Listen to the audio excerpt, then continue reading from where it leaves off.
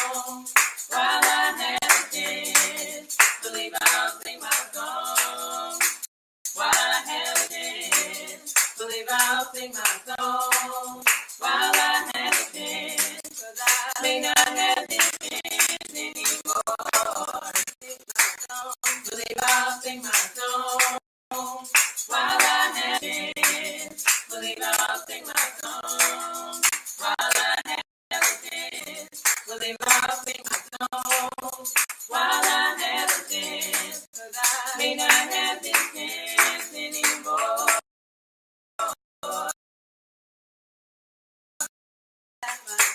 Believe I can, believe I'll clap my hands while I have a chance. Believe I'll clap my hands while I have a chance, 'cause I may not have the chance anymore. Clap my hands, believe I'll clap my hands while I have a chance. Believe I'll clap my hands while I have a chance. Believe I'll clap my hands while I have a chance, 'cause I may not have this chance anymore. Testify, believe I'll testify while I have a chance. Believe I'll testify while I have a chance. Believe I'll testify while I have a chance, 'cause I may not have this chance anymore. Testify, believe I'll testify while I have a chance. Believe I'll testify while I have a chance. Believe I'll testify while I have a chance, 'cause I may not have this chance anymore. Testify, believe I'll testify while I have a chance. Believe I'll testify while I have a chance. Believe I'll testify while I have a chance. 'Cause I may not have this chance, and I may not have this chance, 'cause I may not have this chance, 'cause I may not have this chance, 'cause I may not have this chance, 'cause I may not have this chance, 'cause I may not have this chance, 'cause I may not have this chance, 'cause I may not have this chance, 'cause I may not have this chance, 'cause I may not have this chance, 'cause I may not have this chance anymore.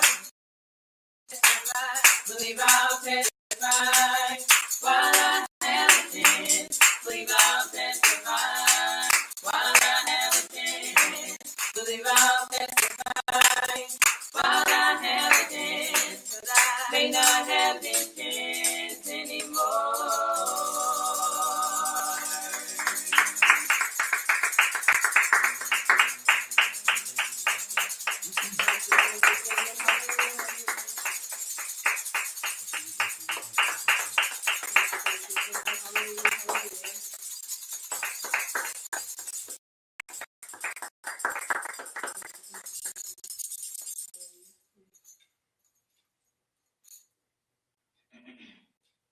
For who you are, Yahuwah the great Yah, we sing the highest praise to you.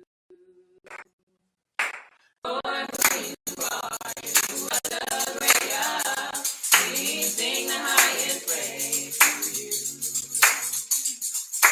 For who you are, Yahuwah the great Yah, we sing the highest praise to you.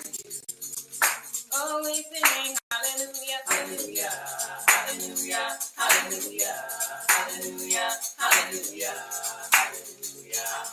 Oh, we sing hallelujah, hallelujah, hallelujah, hallelujah, hallelujah, hallelujah, hallelujah.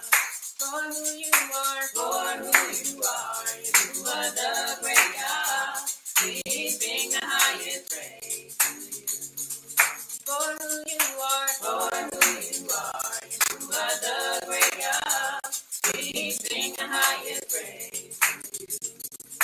For who you are, you are the great God. We sing the highest praise to you. For who you are the great God. We sing the highest praise to you. Oh, we sing hallelujah, hallelujah, hallelujah, hallelujah, hallelujah, hallelujah, hallelujah. Oh, we sing hallelujah, hallelujah, hallelujah, hallelujah, hallelujah, hallelujah, hallelujah. Hallelujah, hallelujah, hallelujah, hallelujah, hallelujah. hallelujah, hallelujah, hallelujah. For who you are, for who you are, you are the great God. We sing the highest praise. For who you are, for who you are, you are the great God. We sing the highest praise. For who you are, for who you are, you are the great God. We sing the highest praise. For who you are, for who you are, you are the great God. We sing the highest praise. Oh, we sing hallelujah, hallelujah, hallelujah, hallelujah, hallelujah, hallelujah, hallelujah. Oh, we sing hallelujah, hallelujah, hallelujah, hallelujah, hallelujah, hallelujah, hallelujah. Hallelujah, hallelujah, hallelujah, hallelujah, hallelujah, hallelujah, hallelujah, hallelujah. Oh, we sing hallelujah, hallelujah, hallelujah, hallelujah, hallelujah, hallelujah, hallelujah. For who you are, you are the great God. We sing the highest praise. For who you are, you are the great God. We sing the highest praise. For who you are, you are the great God. We sing the highest praise. For who you are the great God. We sing the highest praise. For who you are, you are the great God. We sing the highest praise. Oh, we sing hallelujah, hallelujah, hallelujah, hallelujah, hallelujah, hallelujah, hallelujah. Oh, we sing hallelujah, hallelujah, hallelujah, hallelujah, hallelujah, hallelujah, hallelujah. Hallelujah, hallelujah, hallelujah, hallelujah, hallelujah, hallelujah, hallelujah, hallelujah. Oh, we sing hallelujah, hallelujah, hallelujah, hallelujah, hallelujah, hallelujah, hallelujah. Oh, we sing hallelujah, hallelujah, hallelujah, hallelujah, hallelujah, hallelujah, hallelujah. Hallelujah, hallelujah, hallelujah, hallelujah, hallelujah, hallelujah, hallelujah. Oh, we sing hallelujah, hallelujah, hallelujah, hallelujah, hallelujah, hallelujah, hallelujah. For who you are, you are the great God. We sing the highest praise. For who you are, you are the great God. We sing the highest praise. For who you are, you are the great God. We sing the highest praise. For who you are, you are the great God. We sing the highest praise. For who you are the great God. We sing the highest praise. For who you are, the great God. We sing the highest praise. For who you are, the great God. We sing the highest praise. Oh, we sing hallelujah, hallelujah, hallelujah, hallelujah, hallelujah, hallelujah, hallelujah. Oh, we sing hallelujah, hallelujah, hallelujah, hallelujah, hallelujah, hallelujah, hallelujah. Oh, we sing hallelujah, hallelujah, hallelujah, hallelujah, hallelujah, hallelujah, hallelujah. Hallelujah, hallelujah, hallelujah, hallelujah, hallelujah, hallelujah, hallelujah, hallelujah. Oh, we sing hallelujah, hallelujah, hallelujah, hallelujah, hallelujah, hallelujah, hallelujah. Oh, we sing hallelujah, hallelujah, hallelujah, hallelujah, hallelujah, hallelujah, hallelujah. Hallelujah, hallelujah, hallelujah, hallelujah, hallelujah, hallelujah, hallelujah, hallelujah.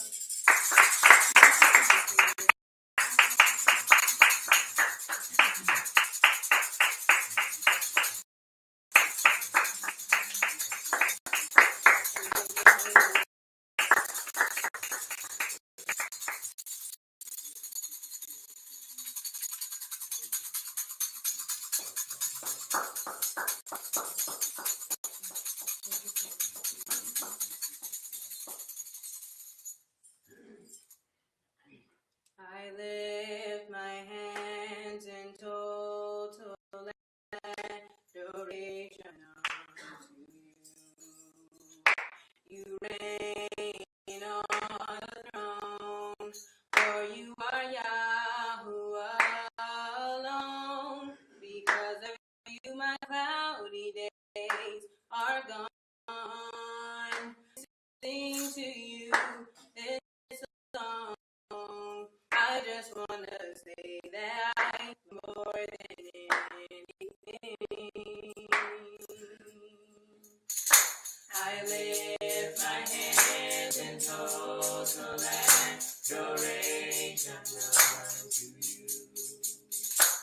You reign on the throne, for you are Yahuwah alone. Because of you, my cloudy days are gone. I can sing to you this song. I just want to say that I love you more than anything. I lift my hands in total adoration unto you. You reign on the throne, for you are Yahuwah alone. Because of you, my cloudy days are gone. I can sing to you this song. I just want to say that I love you more than anything. I love you. I love Yahuwah. I worship and adore you. Just want to tell you I love you more than anything. And I love Yahuwah. I love Yahuwah. I worship and adore you. Just want to tell you, Yahuwah, I love you more than anything. I lift my hands in total adoration unto you. You reign on the throne, for you are Yahuwah alone. Because of you, my cloudy days are gone. I can sing to you this song. I just want to say that I love you more than anything. And I love you. I love Yahuwah. I worship and adore you. Just want to tell you, Yahuwah, I love you more than anything. And I love Yahuwah. I love Yahuwah. I worship and adore you. Just want to tell you, Yahuwah, I love you more than anything. And I love you.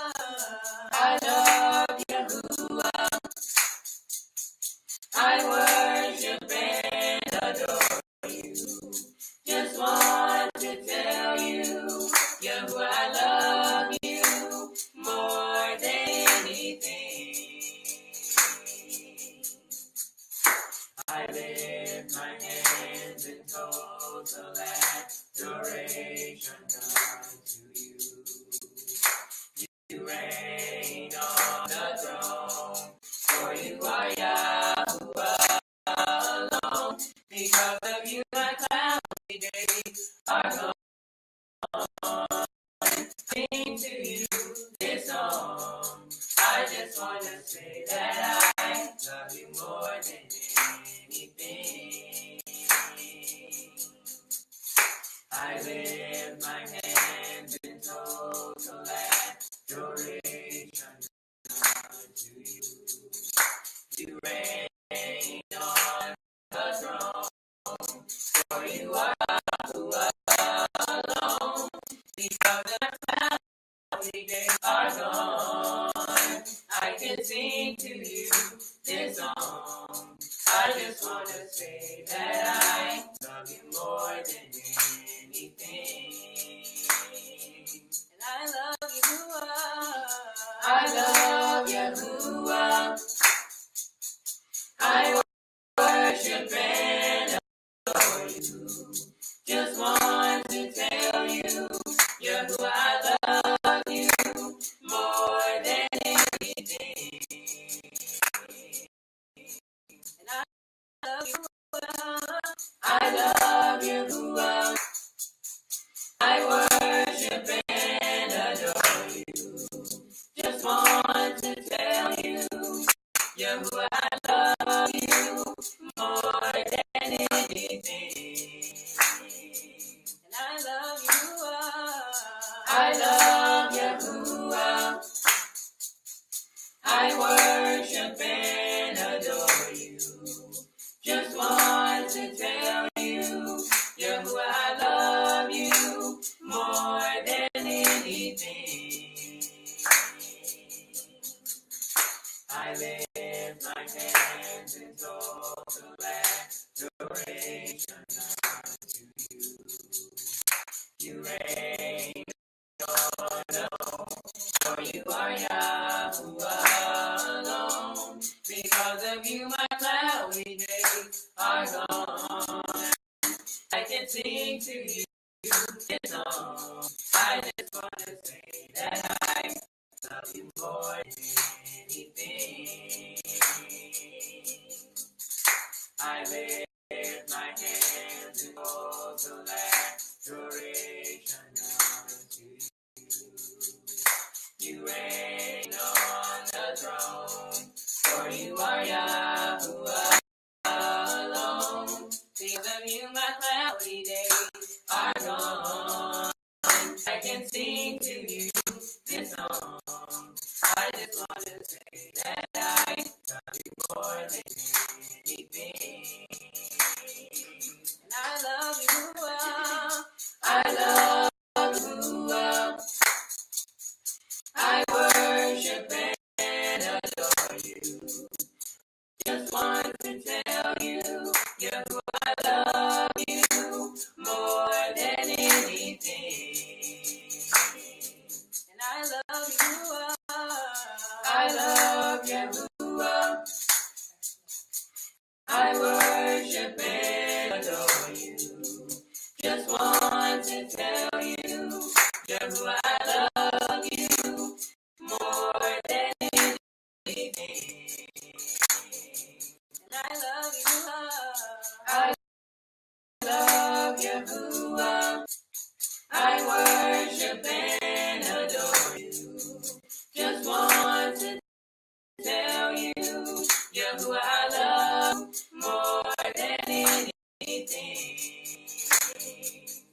I love Yahuwah. I love Yahuwah. I worship and adore you. Just want to tell you, Yahuwah, I love you more than anything.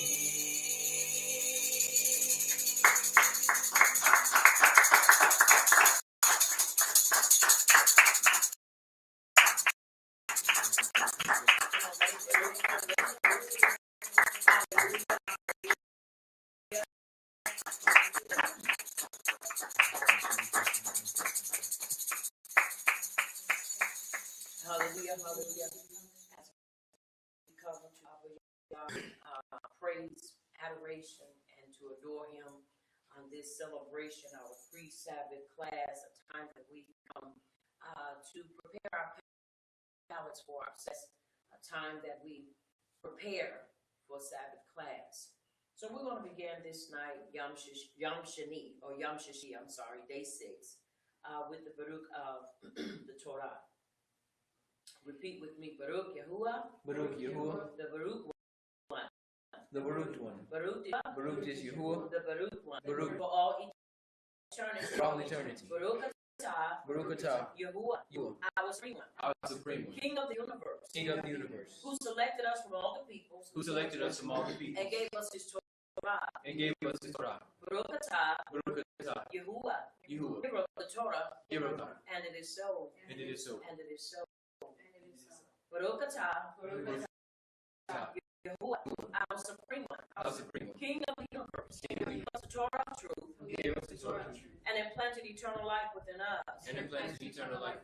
Baruch atah. Yahuwah. Giver of the Torah. And it is so.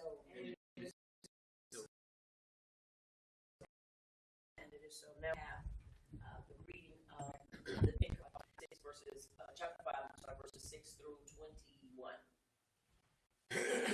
Aleph, I am Yahuwah, your power, which brought you out of the land of Mitzrayim from the bed of slavery. Bet you shall have no other power before me.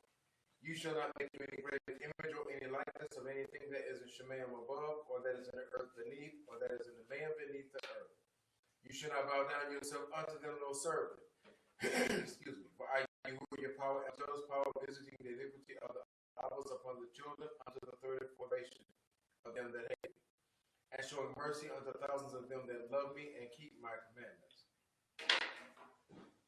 Gimel, you shall not take the name of Yahuwah, your power, and falsify it. For Yahuwah will not hold him guiltless that takes his name and empties it. Dalet, guard the Sabbath day to set it apart, as Yahuwah, your power, has commanded you. 6 days you shall labor and do all your work. For the 7th day is the Sabbath of Yahuwah, your power. And you shall not do any work, you nor your son, nor your daughter, nor your manservant, nor your maidservant, nor your ox, nor your ass, nor any of your cattle, nor your foreigner that is within your gates, that your manservant and your maidservant may rest as well as you. And remember that you were a servant in the land of Mitzrayim, and that Yahuwah your power brought you out of there through a mighty hand and by a stretched out arm. Therefore Yahuwah your power commanded you to keep the Sabbath day. Hey, honor your Abba and your Ima, as Yahuwah your power has commanded you, that your days may be prolonged, and that it may go well with you in the land which Yahuwah your power is about to give you. Why? You shall not murder. Zain, neither shall you commit adultery. Het, neither shall you steal. Tet, neither shall you bear false witness against your neighbor. You, neither shall you desire your neighbor's wife. Neither shall you covet your neighbor's bed, his field, or his manservant, or his maidservant, his ox, or his ass, or anything that is your neighbor's. These words Yahuwah spoke unto all your assembly in the mount out of the midst of the fire, of the cloud, and of the thick darkness with a great voice. And he added no more. And he wrote them in 2 tables of stone and delivered them unto me. And it is so. And it is so. Now we're going to turn our attention to the book of Yahushua, the son of Nun, chapter 1, verses 7 and 8. And it reads, Only be you strong and very courageous, that you may observe to do according to all the Torah which Moshe my servant commanded you. Turn not from it to the right hand or to the left, that you may prosper wherever you go. Verse 8, let us recite this together. I will not let this scroll of the Torah depart out of my mouth. But I shall meditate on it. Day and night. That I may observe to do. According to all that is written in it. For then I shall make my way prosperous. And act wisely. Now look at your neighbor and tell your neighbor, you shall act wisely. And you shall act wisely. Look at your other neighbor and tell your other neighbor, you shall act wisely. And you shall act wisely. Now take your hand and place it over your heart and say, Abba Yahuwah, I shall act wisely. Come on, Abba Yahuwah, I shall act wisely. Come on, I endeavor to act wisely. I endeavor to act wisely. Come on, one more time. I endeavor to act wisely. And it is so. And it is so.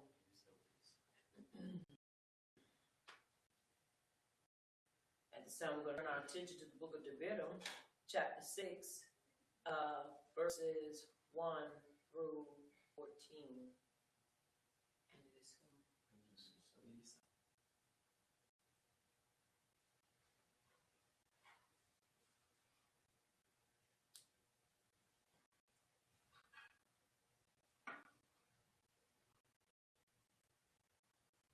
All right. And it reads, Deuteronomy chapter 6, verses 1 through 18. These are the commandments, the statutes, and the judgments which Yahuwah your power commanded to teach you, that you might do them in the land where you are going to enter and possess it, that you might fear Yahuwah your power to keep all his statutes and his commandments, which I command you, you and your son and your grandson, all the days of your life, and that your days may be prolonged. Hear therefore, O Yisrael, and observe to do it, that it may be well with you, and that it may increase mightily, as Yahuwah power of your fathers has promised you, in the land that flows with milk and honey. Hear, O Yisrael, Yahuwah our supreme one, Yahuwah is a God. Shema Yisrael, Yahuwah is our Savior, Yahuwah is a God. And you shall love Yahuwah your supreme one, with all your heart and with all your soul and with all your might. And these words which I command you this day shall be in your heart. And you shall teach them diligently unto your children, and shall talk of them when you sit in your bed, and when you walk by the way, and when you lie down, and when you rise up. And you shall bind them for a sign upon your hand, and they shall be as frontlets between your eyes. And you shall write them upon the doorposts of your bed, and on your gates. And it shall be when Yahuwah your power brought you into the land which flows, land which he swore, unto your Abbas, to Abraham, to Isaac, and to Yaakov, to give you great and goodly cities which you did not build, and houses full of all good things which you filled not, and wells which you did not dig, vineyards and olive trees which you did not plant. When you shall have eaten and be full, then beware lest you forget Yahuwah which brought you forth out of the land of Egypt, from the bed of slavery. You shall fear Yahuwah your power, and serve him, and shall swear his name. You shall not go after the power of the people which are round about you. For Yahuwah your power is a jealous power among you, lest the anger of Yahuwah your power be kindled against you, and he destroy you from off the face of the earth. You shall not tempt Yahuwah your power as you tempted him in Massah. You shall diligently keep the commandments of Yahuwah your power, and his testimonies and his statutes which he has commanded you. And you shall do that which is right and good in the sight of Yahuwah, that it may be well with you, and that you may go in and possess the good land which Yahuwah swore to your fathers. And it is. So let's have a song.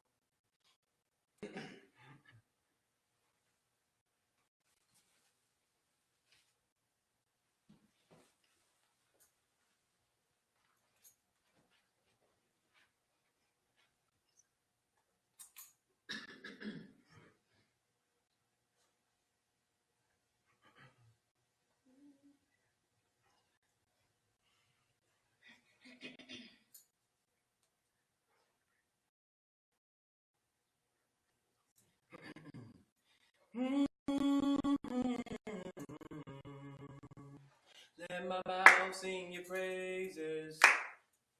Let my hands do your work. Let my heart hide your word. I'll prove you with everything. Let me hear it rise up. Let my flesh fade away. Let my life give you a sting. Pure and acceptable, you're my offering, you alone. Oh, the righteous King, we will join. We will join. With the angels and sing crying Kodesh. Lay crown at your feet.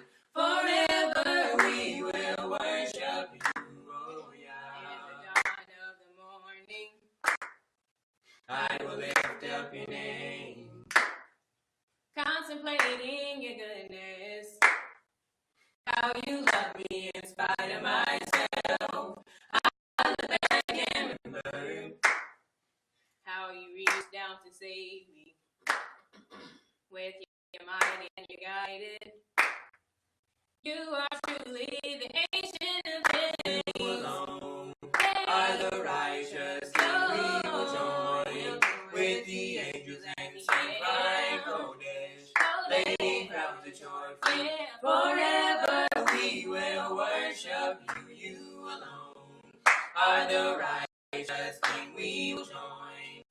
with the angels and sing crying Kodesh, laying crowns at your feet. Forever we will worship you unto thee, O Yah. We offer praise, we will magnify your name. Let all earth declare your righteousness. We will never be ashamed. You alone are the righteous King. We will join with the angels and sing crying Kodesh, laying crowns at your feet.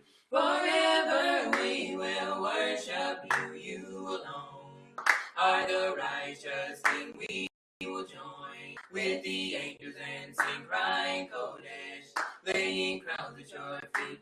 Forever we will worship you. You alone are the righteous King. We will join with the angels and sing crying Kodesh, laying crowns at your feet. Forever we will worship you, oh yeah. Hallelujah, hallelujah,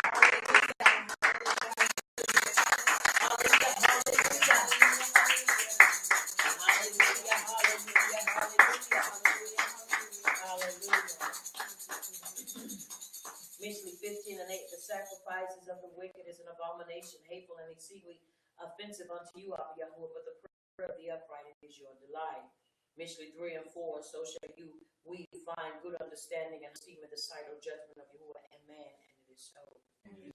Tehillim 34 and 15, the eyes of Yahuwah are upon the upright, and his ears are open unto our cry. Verse 17, the upright cry, and Yahuwah heareth and delivereth us out of all our troubles. Acts 1 and 8, but we shall receive power after that. The Ruach HaKodesh has come upon us, and we shall be witnesses unto him both in Jerusalem and unto all Judea and Shamara, and unto the uttermost part of the earth. And it is so.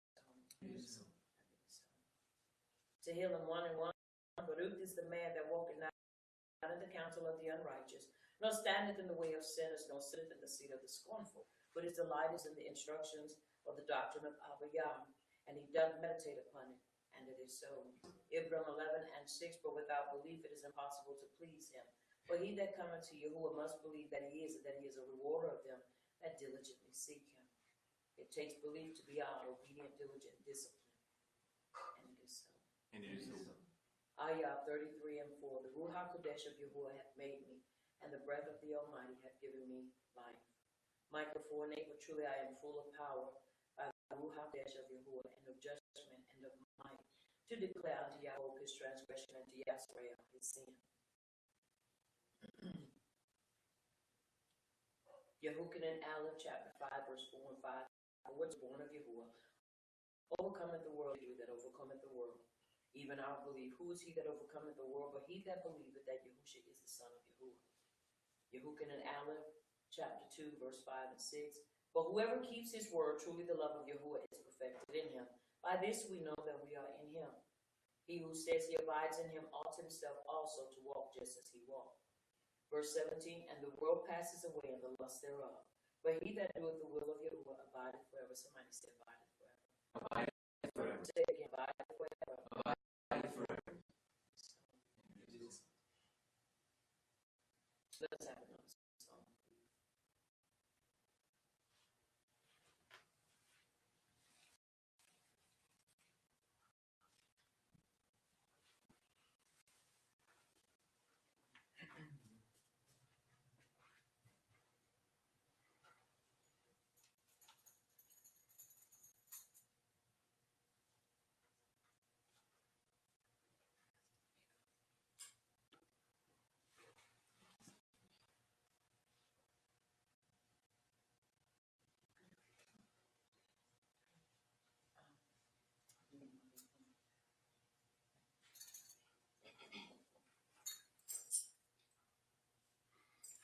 I lift your name on high. You, I love to sing your praises. I'm so glad you're in my life. I'm glad you came to save us. You, I lift your name on high. You know I love to sing your praises. I'm so glad you're in my life. I'm so glad you came to save us.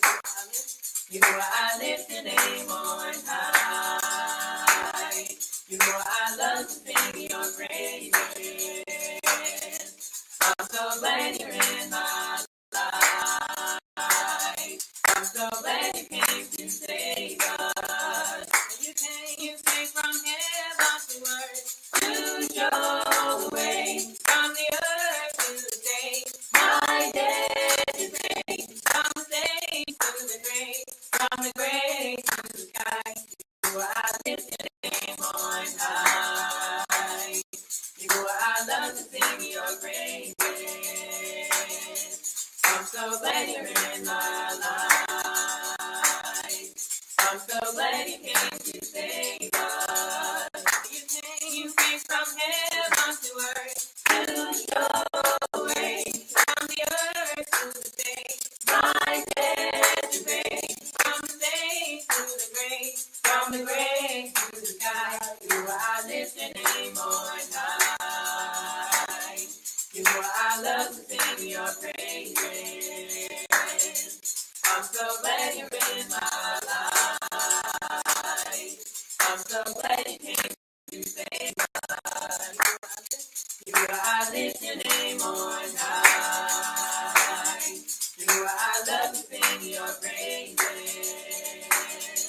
I'm so glad you're in my life. I'm so glad you came to save us. You came from heaven to earth to show the way from the earth to the state. My dead to grave, from the state to the grave, from the grave to the sky. You know I lift your name on high. You know I lift your name on high. You know I lift your name on high. You know I lift your name on high. You came from heaven to earth to show the way from the earth to the state. My dead grave, from the state to the grave, from the grave to the sky. You know I lift your name on high. You know I love to sing your praises. I'm so glad you're in my life. I'm so glad you came to save us. You came from heaven to earth to show the way from the earth to the state. My dead to grave, from the state to the grave, from the grave to the sky. You know I lift your name on high. You know I love to sing your praises.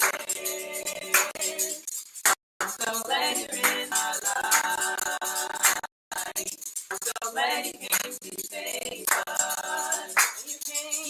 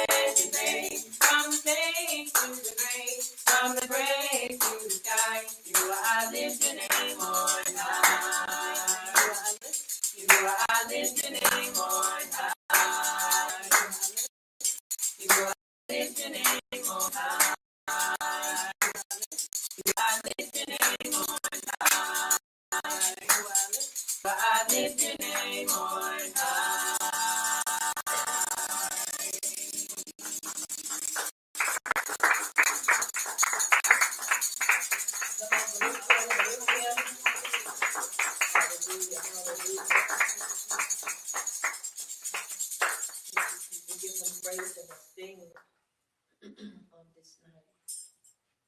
Deuteronomy chapter 11, verses 13 through 22, and it reads, "And it shall come to pass, if you listen carefully to my commandments, which I command you this day, to love Yahuwah your power, and to serve him with all your heart, with all your soul, that I will give you the rain in your land in its due season, the first rain and the latter rain, that you may gather in your corn and your wine and your oil. And I will send grass in your fields for your life, for your cattle, that you may eat and be full.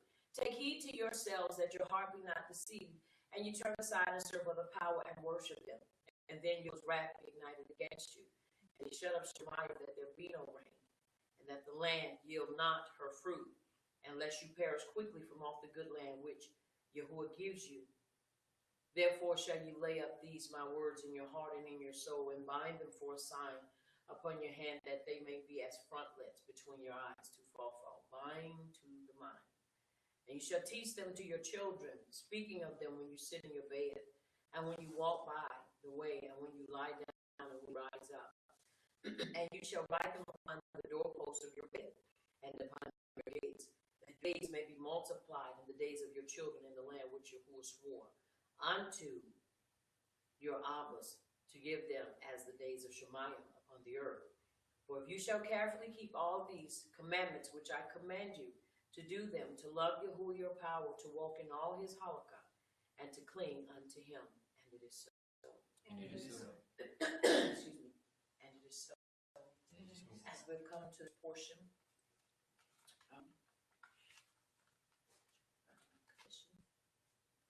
as we come to this portion of our time of class, to read our declaration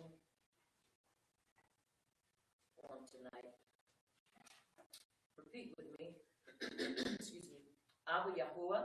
Abba Yahuwah. In the name of Yahushua our Mashiach. In the name of Yahushua HaMashiach. We subdue ignorance. We subdue ignorance With Torah knowledge. with Torah knowledge. And through this knowledge. And through this knowledge Of Torah truth. of Torah truth. We claim healing. We claim healing, Shalom. shalom, Salvation. salvation, And deliverance. and deliverance. We decree. We decree Torah truth. Torah truth In the lives. in the lives Of your people. of your people, Our people. our people. Yes, right.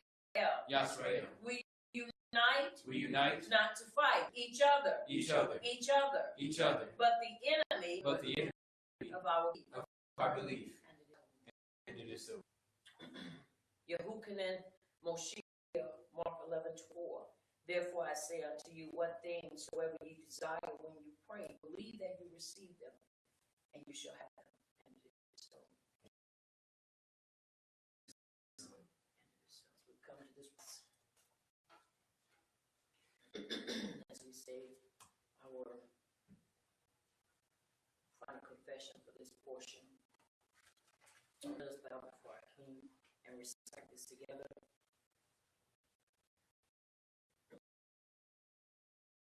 May the out of my mouth and the deliberation of the heart and the deliberation of be desirable before you. O Yahuwah, O Yahuwah, my rock my rock and my redeemer. and my redeemer. May the utterance of my mouth May the utterance of my mouth and the deliberation of my heart and the deliberation of my heart be desirable for you. be desirable before you. O Yahuwah, O Yahuwah, my rock, my rock, my rock, my rock, my redeemer. and my redeemer. And it is so. It is so. We have recited to him 19 and 15, and it is so. It is so. You may be seated in his presence. Excuse me. As we have come to this portion of our class, we come to our theme, as we have every Sabbath class during the weekend. We have a theme, and this weekend our theme is Weisha. Weisha. Instead of saying Veigra, we say Weikra, because we use the W, not the V. So it is Weisha, or Weisha, Shaya. Excuse me. And it is he sent, and he sent. And we will begin in Bereshit, chapter 32, starting at verse 3. And it is so. All right, once again, as we are here this portion. Last week it was, and he went out. And so on this Sabbath weekend or Sabbath time, it is Waisha or Waishaya. And it is, and he sent. So we're going to look at this, and we're going to start at verse 3. We're going to read 6 verses. And you so. I did it. I will start. Then Yahweh sent messengers before him to Esau, his brother, in the land of Seir, the country of Edom. Now we know a lot what's going on here, what's taking place and why he has to do this. And he commanded them, saying, Speak thus to my master Esau, thus servant Yaakov says, I have dealt Laban and stayed there until now. So you have to understand, when you hear a conversation like that, it's almost like there's some other information that is lacking that's in between them. He said, I've thus stayed with or dwelt with Laban and stayed there until now. Now, once again, we understand what was taking place last week as, Yaakov left with his family. And when he left with his family, Laban caught up with him, and he basically put on this show, I would say, and said, you took my family, didn't give me a chance to kiss them and say goodbye to them and all of that stuff. And so we understand that also that there was also, I believe, a conversation between Laban and Esau. And so he sends word to him because he wants to make sure that in his time of going back, that he has straight passage and he doesn't have to worry about any problems. So we're going to read on. All right, verse 5 says, I have oxen, donkeys, flocks, and male and female servants, and I have sent to tell my master that I may find esteem in your sight. Then the messengers returned to Yaakov, saying, We came to your brother Esau, and he also is coming to meet you, and 400 men are with him. Now you have to understand, if you're going to meet somebody and it's supposed to be in the terms of shalom, you wouldn't be taking 400 men. It looked like you would be bringing more of a celebration, family, and a mishpachah, your wife and your children, not men. Well, you have to understand the reason why he was able to get to him like he was going to get to him is because Laban had already sent word that he was on his way. Right. And so he was going because he was ready to fight him. Now, it says Esau was fully intent on killing Yaakov, but Yahuwah made Esau to change his mind along the route. So once again, he found out where he was because Laban snitched, basically. He got angry with him because of what had taken place. So his basically pay was to almost make Yaakov suffer and lose what he had gained rightfully. Once again, you have to understand, even though throughout the sayings and throughout many people basically saying that Yaakov tricked Esau, he did not trick him. He basically gave him a choice. He just told him, he said, sell me your birthright. Or he made a deal with him. He said, sell me your birthright. Right. He didn't, to trick somebody means that you do something underhanded that they don't know about. He was upfront with it. Basically, if I give you this bowl of soup, you're going to sell your birthright. Right. So when it's all said and done, that's what was going on. He sold him his birthright. So what ended up happening is that throughout the readings and people interpreting it, they said, well, he was a trickster, and so he tricked him. Once again, he did not trick him. Nowhere in the writings do you see that Yaakov tricked Esau to get his birthright. What he did was he just gave him basically I don't want to say an ultimatum, but he basically just put a deal out there. He said, if you sell me your birthright, then you'll basically be able to eat. Now, we understand, those of us that know the story, especially if you read it in the book of Yeshua, and I believe you can even read it in the book of Jubilees, that you see that Esau encountered Nimrod, and he wounded him. He didn't kill him, he wounded him. And so I'm imagining that was a major battle. And so once again, it worked on him mentally as well as physically. So here it is, he's coming back in, and when he comes in, I'm sure that Yaakov probably was in the same position he was in every time he knew that Esau was going out to hunt, and he would come in. And 9 times out of 10, Esau probably every time would pass by or bypass him and not even want anything. But this time, because of the conditions of him coming in, he said this time basically he stopped and he did it. And then it said he despised it. So we know he didn't really want it anyway.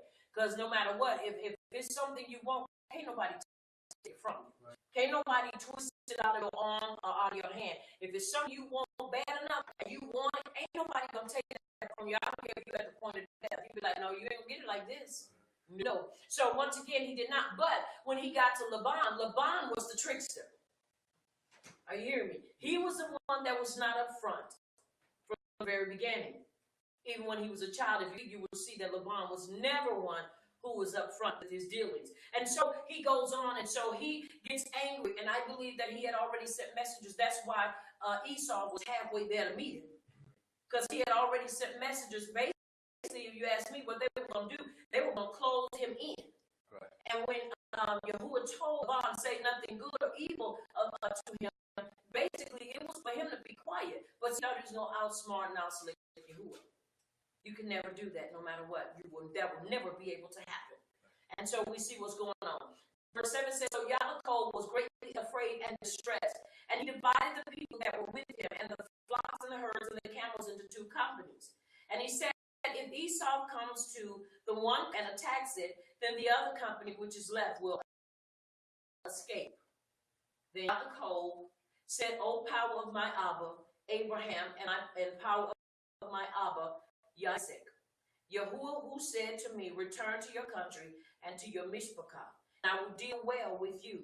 I am not worthy of the least of all the mercies and of all the truth which you have shown your servant. For I crossed over this Jordan with my staff, and now I have become two camps of people. Now look what he was left with. He had nothing but a staff, because you have to understand everything that he had was taken from him. But now he's going back with more than he had ever had. Are you hearing me? Yes. All right. Verse 11 says, deliver me, I pray, from the hand of my brother, from the hand of Esau, for I fear him, lest he come and attack me, and the mother with the children. For you said, I will surely treat you well, and make your descendants as the sand of the sea, which cannot be numbered for multitude. All right. Now, once again, it's important that we understand, here it is, he is reminding Abba Yah of his promise. Why? Because he's in a situation where he feels like he's about to die. Because he left because Esau was determined to kill him.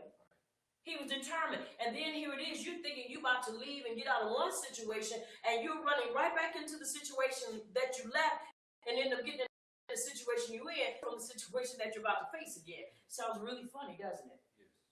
But we have to remember that if Yahuwah tells us something, we can lay our lives on it. He is not going to lie. He is not a man that he should lie, nor should he repent for what he has said. Right.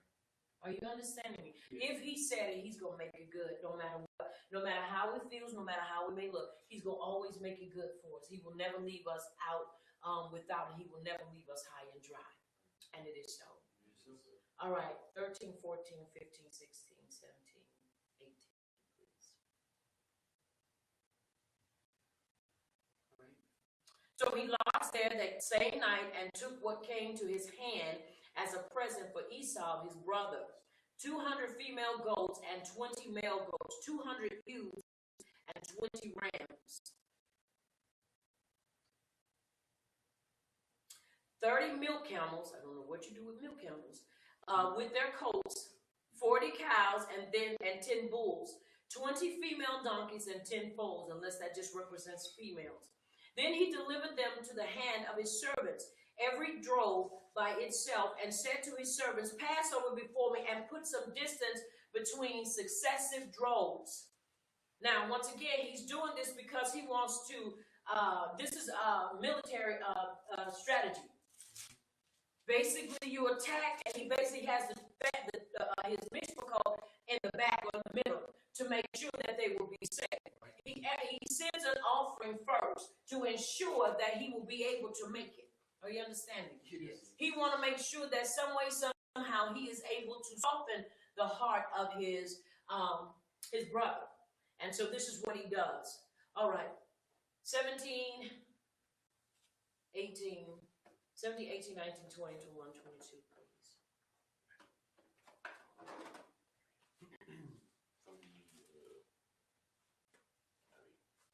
that's fine. Then I'll read it. I'll come back and read it in the Abrahamic covenant. So 17 to 21. He instructed the one in the lead. When my brother Esau meets you and asks, to whom do you belong? And where are you going? And who owns all these animals in front of you? Then you are to say, they belong to your servant Yaakov. They are a gift sent to my master Esau. And he is coming behind us. He also instructed the second, the third, and all the others to follow the herds. You are to say the same thing to Esau when you meet him. And be sure to say, your son Yaakov is coming behind us. For he thought, I will pacify him with these gifts. I am sending, with these gifts I am sending on ahead. Later when I see him, perhaps he will receive me. Verse 21.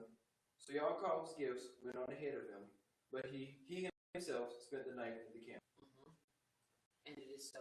Now, once again, we're looking at what he did. He wanted to make sure that there was enough of stuff that went before him, basically to make a peace treaty, almost a shalom treaty. In other words, I'm here for shalom. All right, it says Esau is fully aligned with the end times Islamic feast. Thus, he had married Ishmael's daughters. And the seed thereof wants to destroy Yasrael. But Yahuwah will prevail to support Yasrael in the final victory. Once again, everything we read, it has, and everything we see in the writings also is showing us prophecy that's still yet to be fulfilled. Once again, you have to understand the beast is Islamic. Everybody wants to say the Europeans are, but you have to understand there is something that is going to happen that is going to really change, I don't want to say change, but really show us a lot of things. We know Roman Catholicism has a lot, but you have to understand the two main religions that are running neck and neck are Islam and Christianity. And they say by the time of 20-something, Islam will be the largest and the most strongest religion out there. So you have to understand, why are they building? Because they're building to fight against us as a people. Understand everything, and this may sound to a lot of people like I'm being pompous, arrogant, and so forth, but I'm not. I'm telling you, we are the chosen people, and you have to understand everything revolves around us, the chosen children of Yahuwah. Right. It does.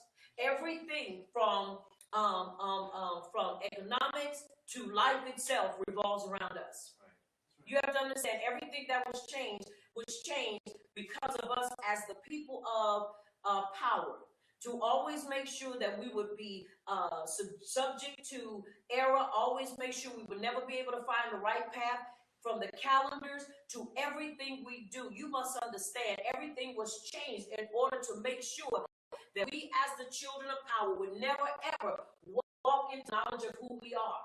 Right. Because you have to understand that is not just a saying, knowledge is power. It is truly power. Because when you recognize who you are and understand whose you are, then you understand your life is more than just a empty beginning and an empty end. Are you understanding me? Yes. You understand that the history books that you learned about yourself in school was a big lie. That's right. You see that, because it goes farther than just you being a slave. Right. It goes farther than that. Because you have to understand, our ancestors and forefathers were scattered to the four extremities. That means everywhere. You can find us everywhere. And so everything was given. And when you begin to really see who's being killed now, once again, you can't follow up on a lot of stuff because media lies a lot. They not lie 95% of the time. That might be stretching it, but they do. So somebody say they only tell the truth 5% of the time, and that's really just giving that to them. Because they really know how to stretch the truth out of proportion. Right. So once again, you have to understand, all this is also showing us, this is what we will call remez, a hint. It's showing us, even the hidden portions, is showing us those things so that we will be able to understand the things that are taking place and that's going to take place. Are you understanding me? Yes. It's important that we understand that. Now, again, he was sending these gifts ahead because he wanted to make sure that he could bring about peace in this, or shalom in this situation. All right. Now, it says, so the president went on over before him. He himself lodged that night in the camp. So he stayed behind. Now, let's look at this. Let's read 22, 23, 24, 25, 26, 27. Go ahead, you read. And I'll just come right behind you and read it. Verse 22. That night Yaakov got up and took his 2 wives, his 2 maidservants, and his 11 sons, and crossed the ford of the Yabok. After he had sent them across the stream, he sent over all his possessions. So Yaakov was left alone, and the man wrestled with him till daybreak. When the man saw that he could not overpower him, he touched the socket of Yaakov's hip, so that his hip was wrenched as he wrestled with the man. Then the man said, "Let me go, for it is decreed." But Yaakov replied, "I will not let you go unless you go to me." The man asked him, "What is your name?" "Yaakov," he answered.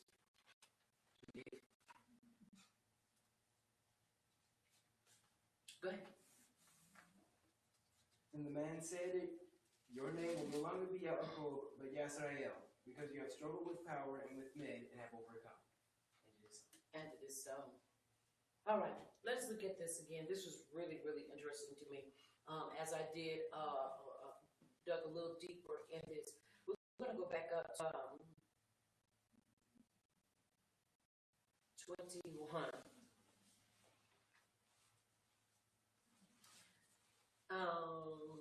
So the president went on over before him, but he himself lodged at night in the camp.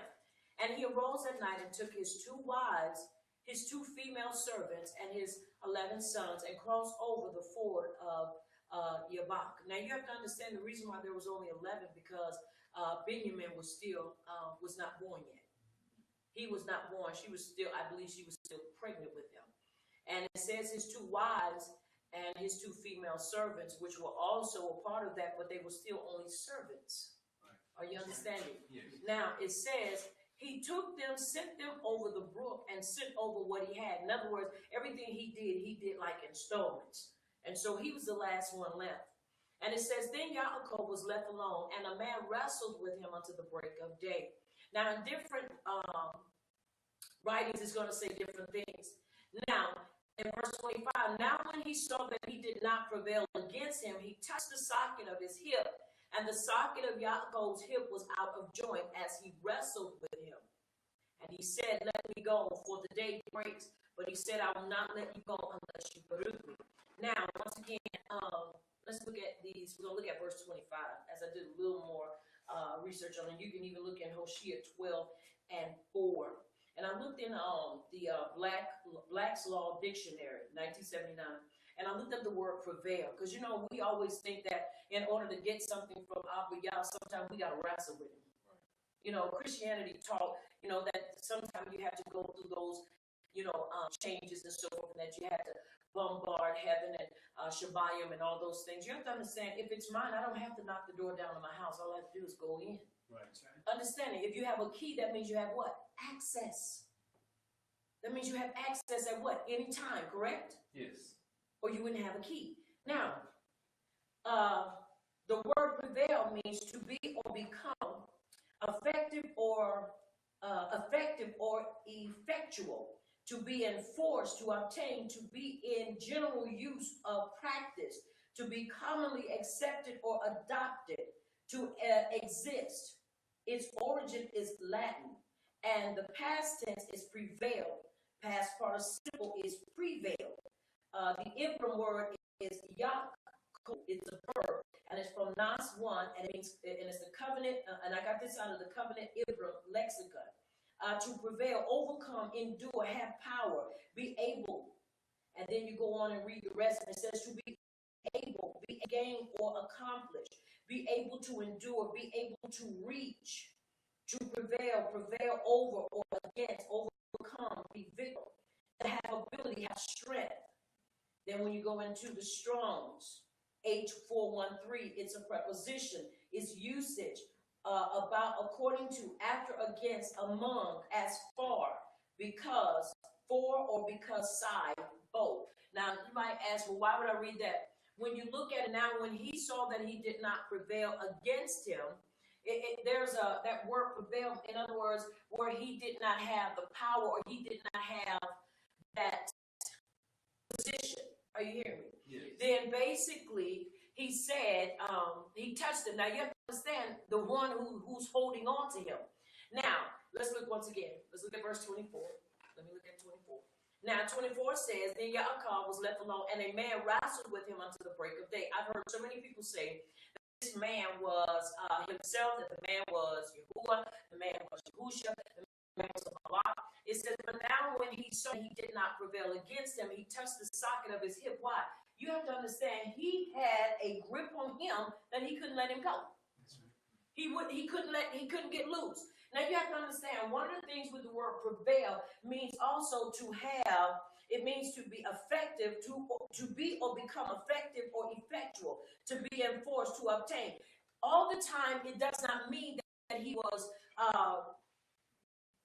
physically, I don't want to take out of the context, but as he wrestled with him, he got to a point that he was able to get a position with him that he had to change his name. Are you hearing me? In other words, he had got to a point that he had held on to him. And you have to understand, it was not just through wrestling. It was also through his life.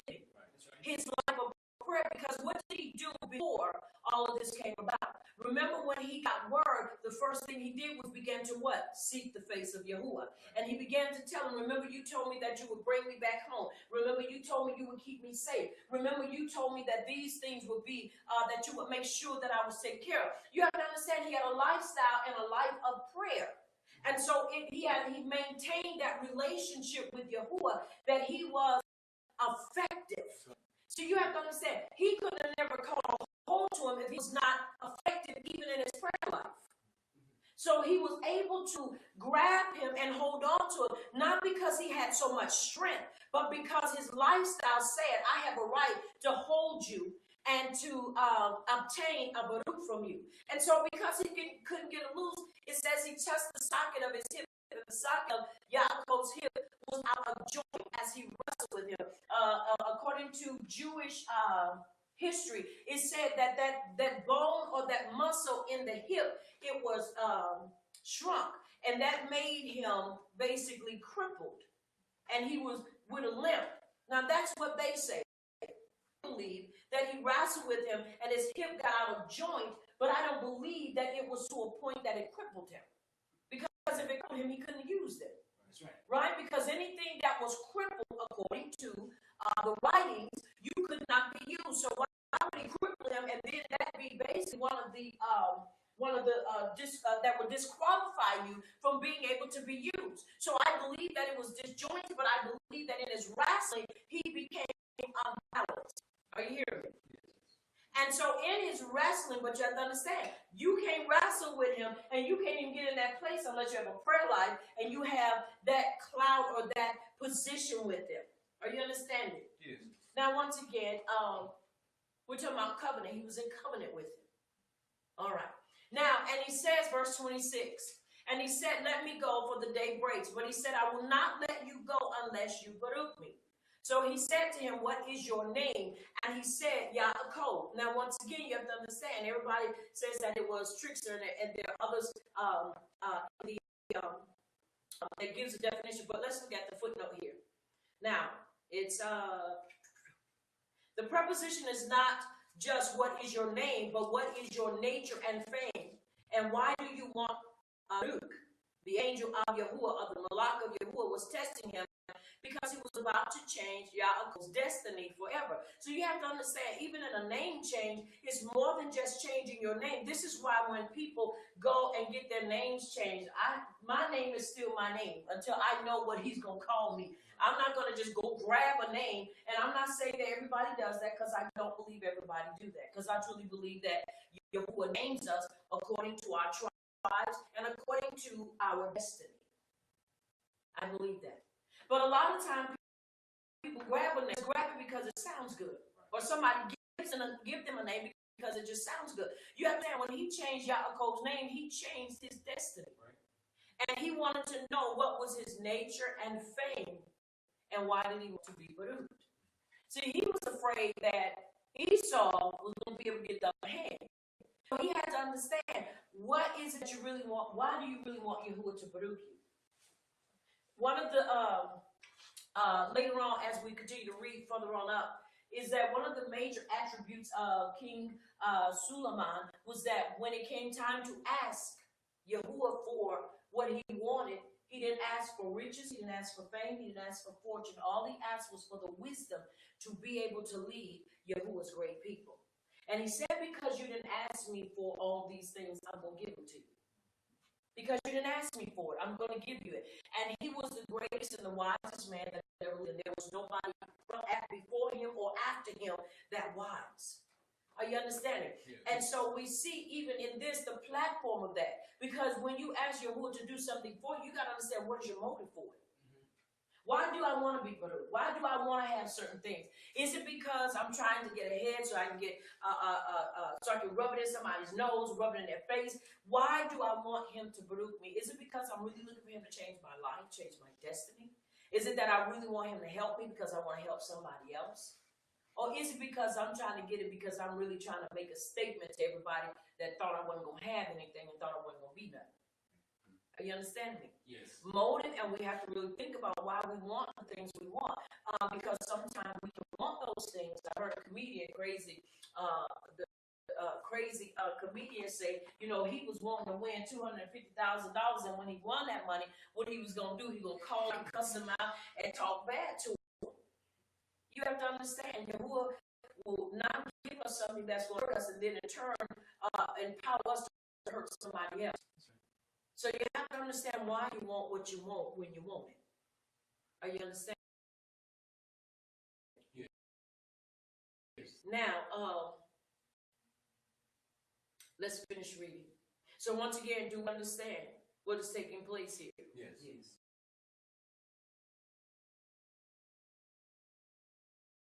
Once again, he wrestled with him, and he didn't want to let him go. In other words, the hopes, what you have to do is be in position to receive it. Are you understanding me? Because one question I have, even though he wrestled with him, why was the man there and appeared to him? Are you understanding? Yes. Somebody comes to your door, you don't have to open the door and drag him in and put a gun to the head. What you here for? I'm here to deliver a package if you let me. Are you understanding? Yes. It's so that we understand the atmosphere and what's going on in the surrounding. Does that make sense? Yes. Yes. All right, let's read.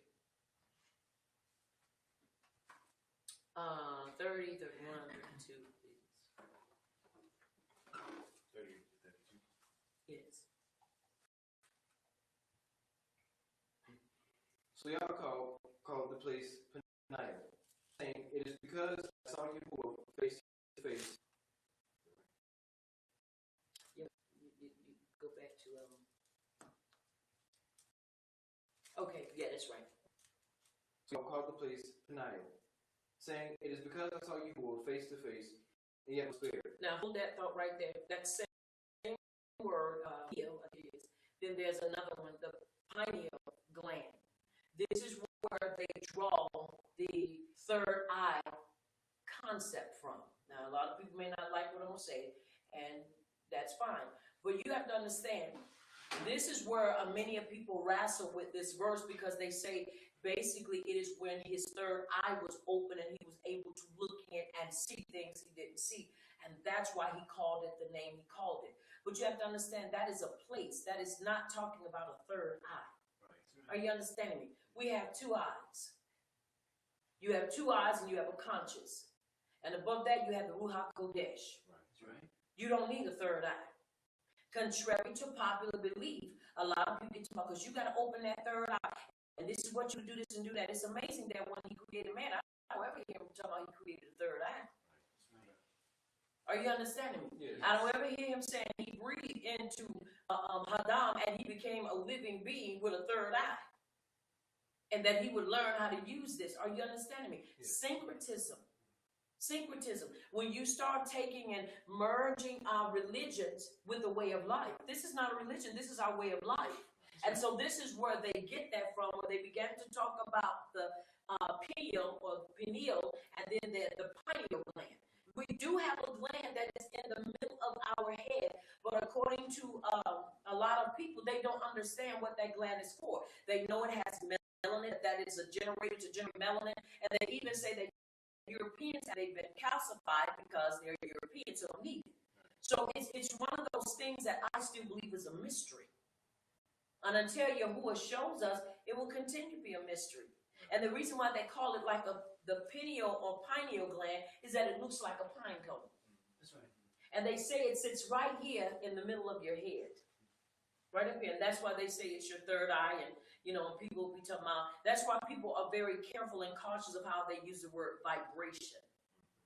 Are you understanding me? I use the word vibration, but never do I use it to try to connect the third eye, because I only have two. Right. Are you hearing me? Yes. All right, so it's important. So I wanted to bring that out. Now, let's look.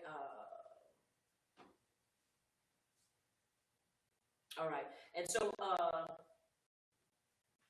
I've seen power face to face, and my life is preserved. Because you have to understand, anybody that stood in the presence of Yahuwah, if they were not right, would die. But he wrestled, and he didn't die. Are you hearing me? Yes. That's a testimony out of this world. But anyway, let's read. Verse 31. The sun rose above him as he passed Peniel. And he was limping because of his hip. Verse 32. Mm-hmm. Therefore, to this day, the Israelites do not eat the tendon attached to the socket of the hip, because the socket of Yaakov's hip was touched with the tendon.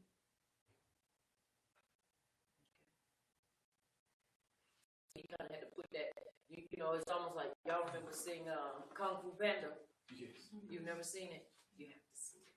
Kung Fu Panda. Remember when the turtle took that, like he was basically keying in a code, and he hit him in a different place, and he was doop, doop, doop. And when he finished with him, he fell flat, because he basically hit certain points, pressure points. Yes, Pressure points. I believe that he hit a pressure point. You have to understand, once again, I don't believe he crippled him. Because to cripple him would go against what he said would be, or what is disqualified in serving him. Are you understanding? Yes. But I believe he put something on it that basically a pressure point. Because there are pressure points all over your body, right? Yes. Pressure points. Give me some pressure points. Show me where some pressure points are. In the neck. In the neck. In the legs, lower thighs. In the thigh. Mm-hmm. In the rib. Mm-hmm. Right here. Mm-hmm. And in the wrist. And then somewhere right up in here, right? Right here too, right? Somewhere up in here. Yes. Now, once again, pressure point. Because if you want to, he wasn't his enemy, but if you want to disable somebody or cause somebody just for a moment to lack strength, you hit what? Pressure points. Right. That it won't kill them, but it'll sure hurt them for a little while, right? Yes. All right, now let's read this. I'm going to read this footnote to you. It says, according to tradition, Yaakov's right hip was touched, the area of Hod, which specifies Baruchim's praise, esteem, and majesty. Now, once again, according to tradition, this is what happened to him. You understand? In other words, it's not he didn't get touched, but that his hip or in that area shrunk. Now, this is what it says. After this event, his name was changed to Yasrael, the people who were chose to Baruch and to esteem with salvation and eternal kingdom. If you are not in the spiritual Yasrael, then you are out of the kingdom. In other words, if you are not Yasrael and living right, you ain't in the kingdom. Are you understanding? And please don't believe that what the church says, that we are the spiritual Israelites, because the real children of Yasrael forfeited and they are no longer a part. That is not true. If you read through all the writing, Ezekiel chapter 7, in Ephesians chapter 1, I believe it is, or chapter 6, or read all of that, you will see Romania chapter 11, you will see that it's never talking about us being completely and totally turned away. He just hid himself from us for a season. And it's so. All right, we understanding tonight. Yes. All right, let's read 33, please. Chapter 33.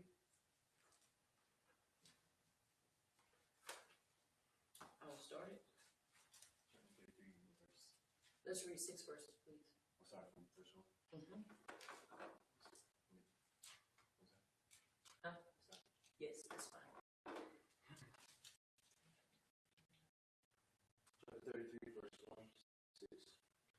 Yaakov looked up, and there was Esau coming with his 400 men.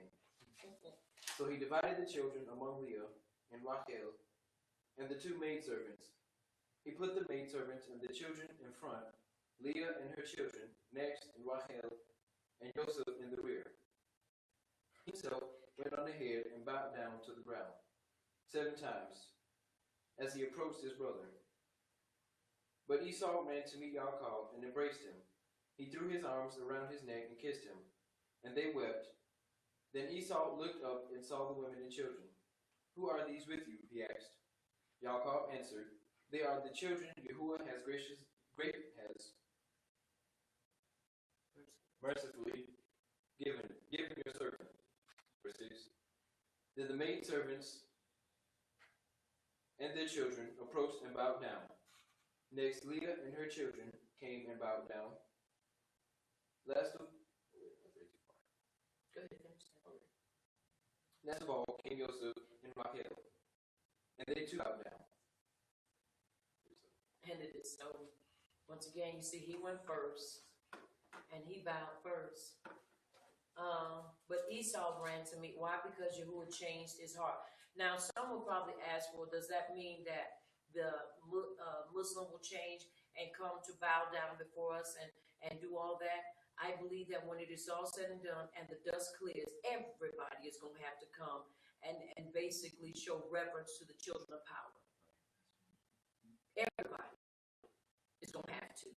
Are you understanding me? Yeah. Because we're the only people that every culture that was ever created, we're the only ones that everybody think they have a right to take a shot at us.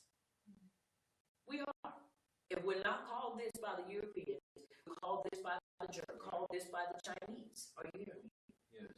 Everybody takes a shot at us as a people. Everybody. So, yeah, they're going to have to. He ran to meet him, and he kissed him and wept.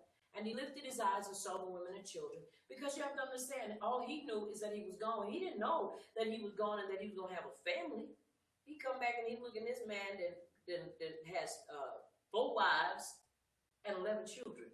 Well, actually, he only called them his lady servants, his maid servants. Right. But his 2 wives. And so you look at what is taking place here through all those things that he had gone through. He's an older man now, and he's living, and so he's faced with this. Now you understand, Esau had the full intention to kill his brother.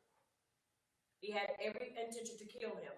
But later changed his mind because Yahuwah had sent legions of Malach to show Esau that Yaakov was not alone.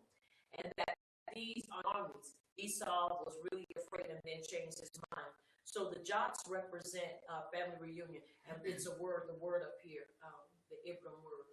So we see this word that changes it. I wish I could write it to show you, but that's what it was. Anyway, I can show you, which could. But that's what the word, if you are reading it, that's what it is. If you had that, it's the letters, then the dots, and that shows the represents family reunion, or Mishpachah reunion. All right, bowing down was not an act of worship, but an act of respect before elders and officials. The Chinese and Japanese culture still carry this form of greeting. Now today, you try to get people to do that. It's like pulling teeth and everything else. Because bowing folk, I ain't bowing down to nobody. They just like I am. What makes them grander than me? But if you notice and you ever watch movies, they bow to each other. But this was respect. Why? Because that was his elder brother. And so, and they realized that and they knew that, so they did it. So, once again, they followed custom. This custom was not bad because it just showed respect because they were not worshiping him. Now, you know when people are worshiping folk. You know, that's just that's a given. When people are worshiping folk, you know that because they idolize them and they show it in their greetings and they show it in how they address and how they deal with the people. So we know that, but they were not doing this. They were just showing their respect to him because he was his older brother. And it says in verse 7, and Leah also came near with her, and they bowed down. Afterward, Joseph and Rachel came near, and they bowed down. Then Esau said, "What do you mean by all this company which I met?" Now, that says to me that he didn't know that he had all these. Because remember, he's coming to him to fight him. It's crazy to bring 400 men and you coming to fight who? A man with nothing but a bunch of cattle and servants and children and his wives. So to me, it's like, once again, you know how people stir up mess. Because he going to be going, oh yeah, I'm going to go meet and I'm going to do this, that, and the other. And then again, be like, man, fight him. But then he realized when you were showing, you ain't going to be fighting him, you're going to be fighting me. Just like he told LeBron. You know, it's amazing that people say, well, I won't put my mouth on him. But then they'll push other people to put their mouth on him.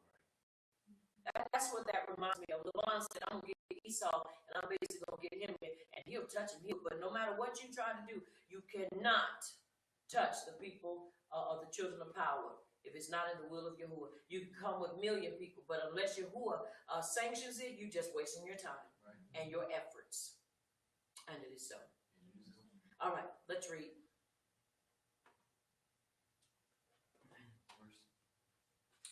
We're at verse 9.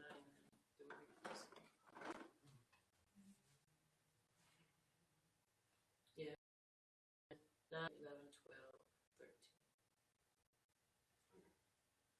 But Esau said, I already have plenty, my brother. Keep what you have for yourself. No, please, said Yaakov, if I have found favor in your eyes, accept this gift from me. For to see your face is like seeing the face of Yahuwah, now that you have received me favorably. Please accept the present that was brought to you, for Yahuwah has been merciful to me, and I have all I need. And because Yaakov insisted, Esau accepted it. 12. Mm-hmm. Then Esau said, let us be on our way. I'll accompany you. All right. 13, 14, 15, 16, 17.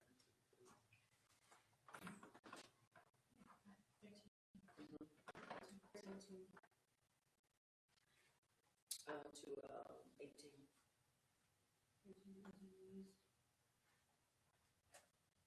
But Yaakov replied, you know my word, that the children are tender and delicate and need gentle care. Flocks and herds with young men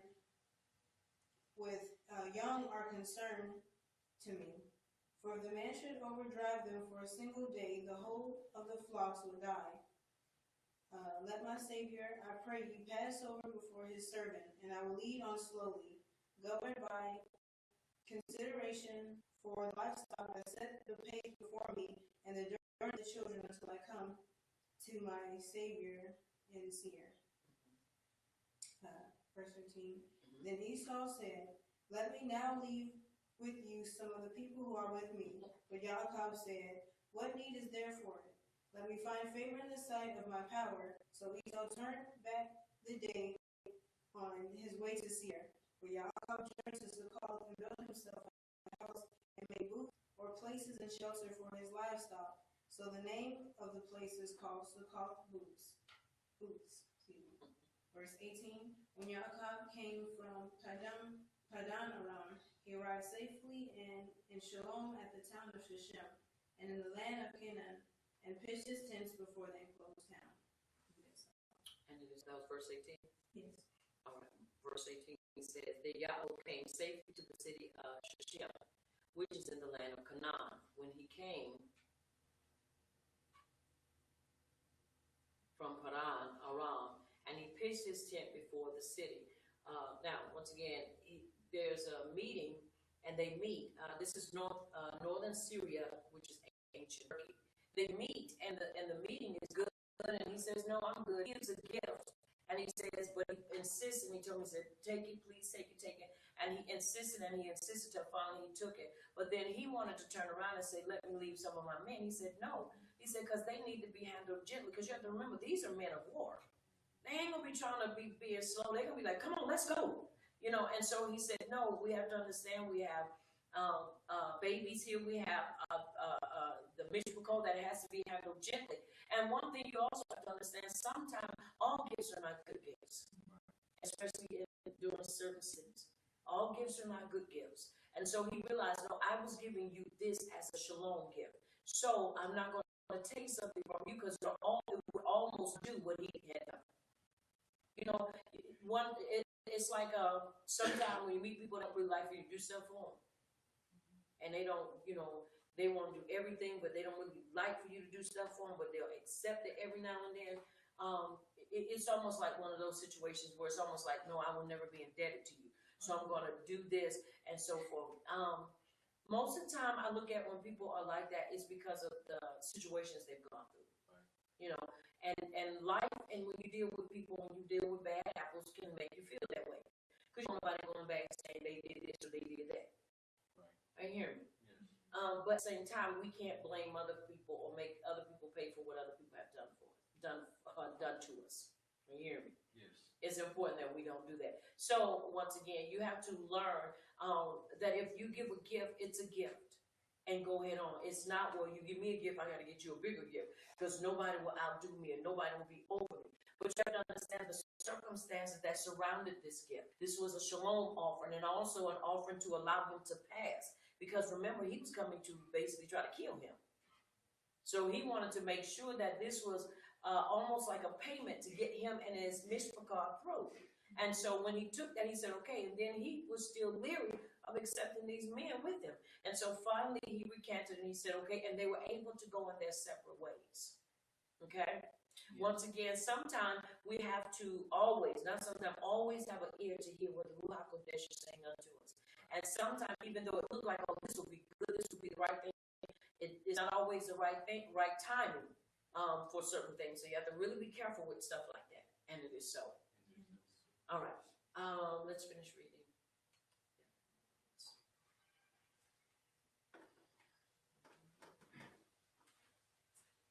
19. And then we'll go to chapter 34, and let's read all the way to verse 4. Verse 19. For 100 pieces of silver he brought from the sons of Hamor, the father of Shechem, the plot of ground where he pitched his tent. There he set up an altar and called it El Elo Israel. Chapter 34. Now Dinah, the daughter Leah had born to Yaakov, went out to visit the women of the land. When Shechem, son of Hamor the Hivite, the ruler of that area, saw her, he took her and violated her. His heart was drawn to Dinah, daughter of Yaakov, and he loved the girl and spoke tenderly to her. Verse 4. And Shechem said to his father Hamor, give me this girl as my wife. And it is so. This is where major events change the lives of the children of Israel. This one thing right here changed the course of lives. Now let's look at this name first in verse 20. El-Hoy Yasrael, which means the mighty supreme Yahuwah, the prince who reigns over Yasrael. After going through all he went through, he fought that out of land. One thing is for sure with our people, they always have money to do. They always have money to buy. They always made sure that they would buy. If it was a plot of land, they bought it. Why? Because when you buy something, you don't have to worry about somebody ever coming back telling you got to leave. Right. I own this. No, this is mine.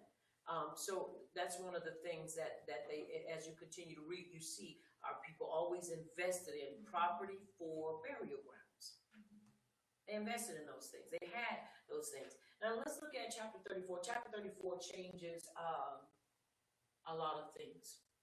Now Dinah, the daughter of Leah, whom she had born to Yaakov, went out to see the daughters of the land. Now you have to understand, a lot of times when we just see a verse, we tend to say, well, she must have been out there doing something she had no business. She must have was fast and out there. Well, you have to understand, the life they had basically did not allow that or condone that, and then it was contrary. She was in the midst of all boys.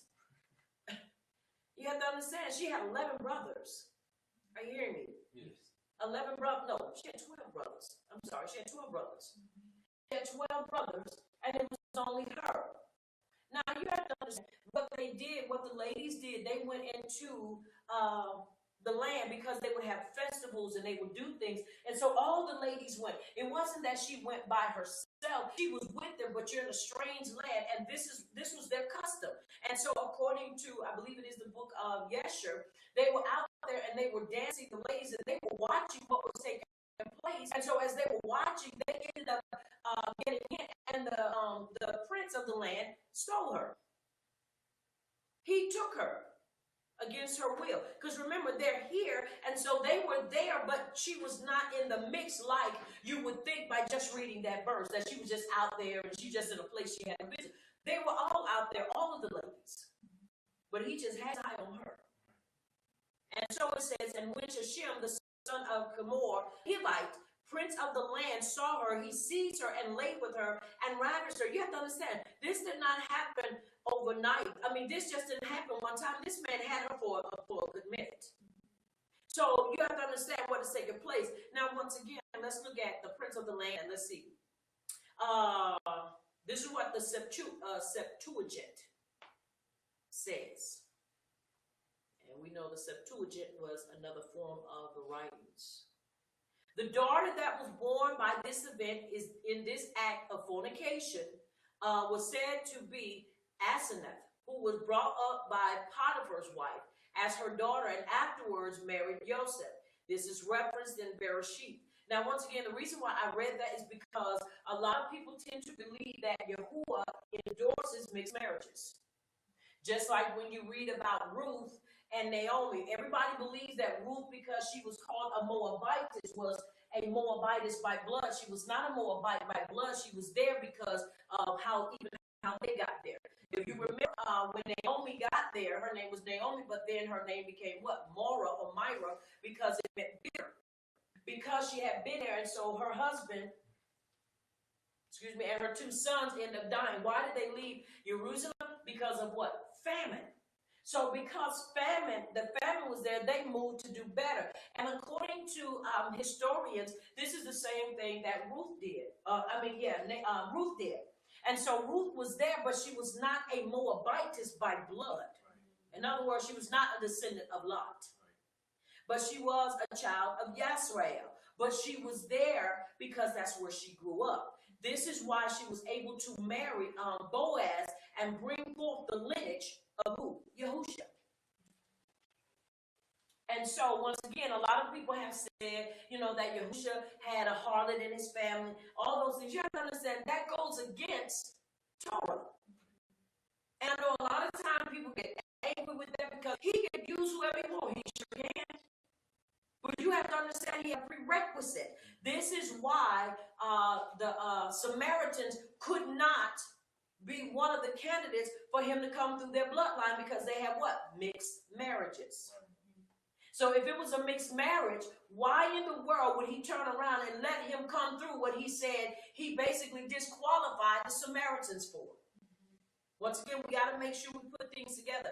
And so it is the same thing here. When Joseph married, and he brought both Manasseh and Ephraim, it is based upon this right here. Are you understanding? Yes. Now somebody would say, well, why would that still be mixed marriage? That would still be mixed blood. It's still so much more in that. Are you understanding? Yes. So it's important that we understand that. Now let's look at what takes place. Now, once again, here, his soul, let's see. All right. He was so in love with her, but that wasn't so much love, that was lust.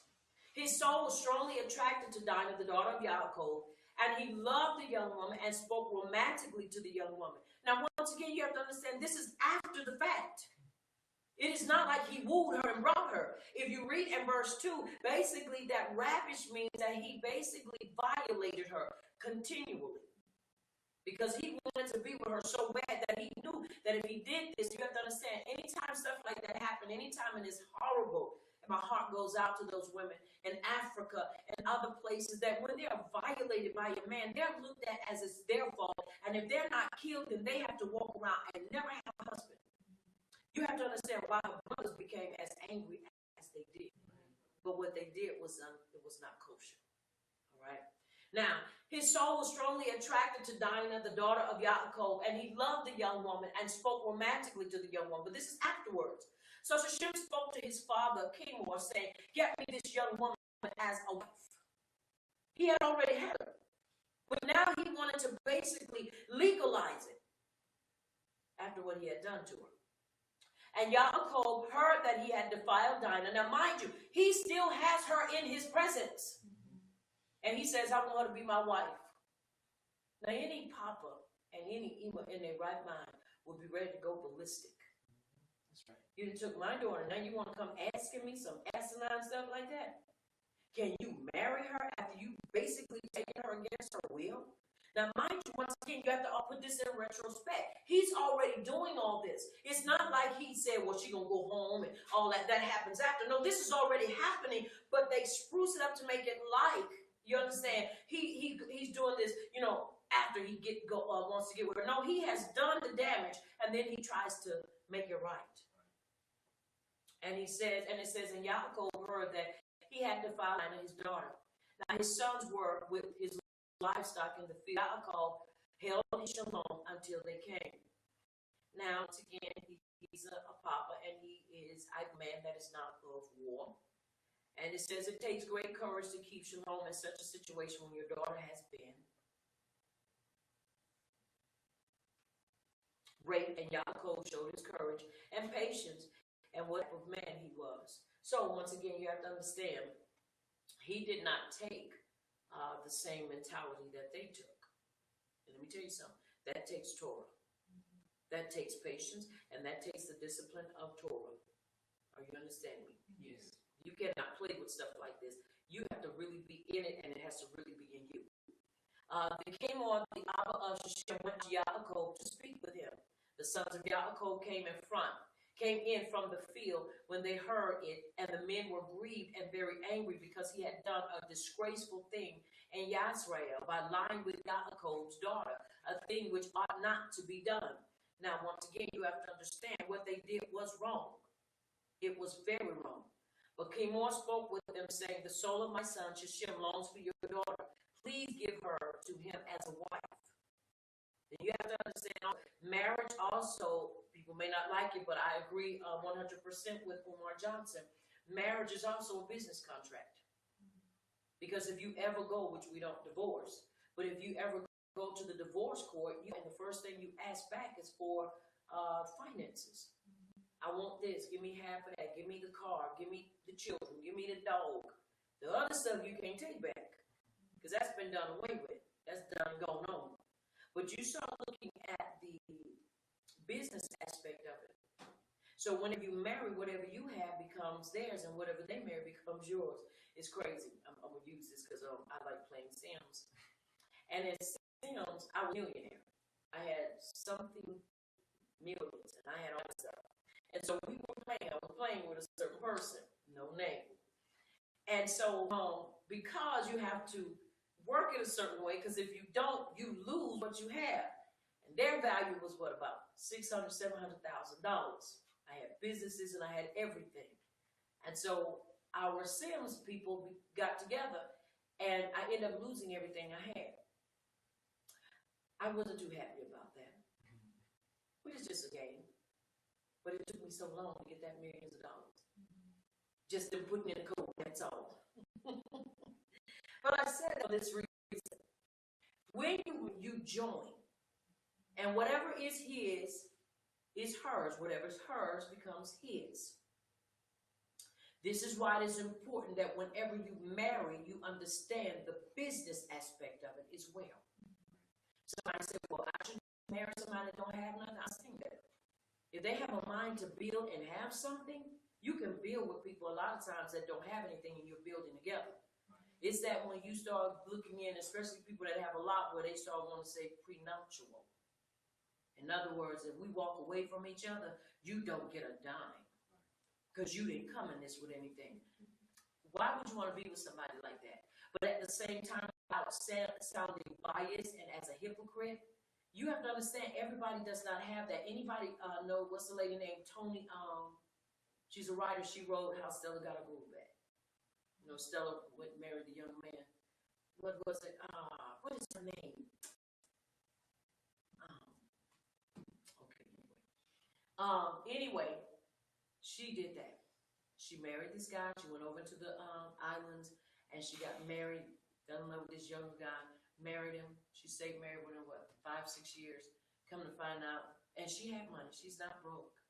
The brother was a homosexual, and her marriage was just a lie.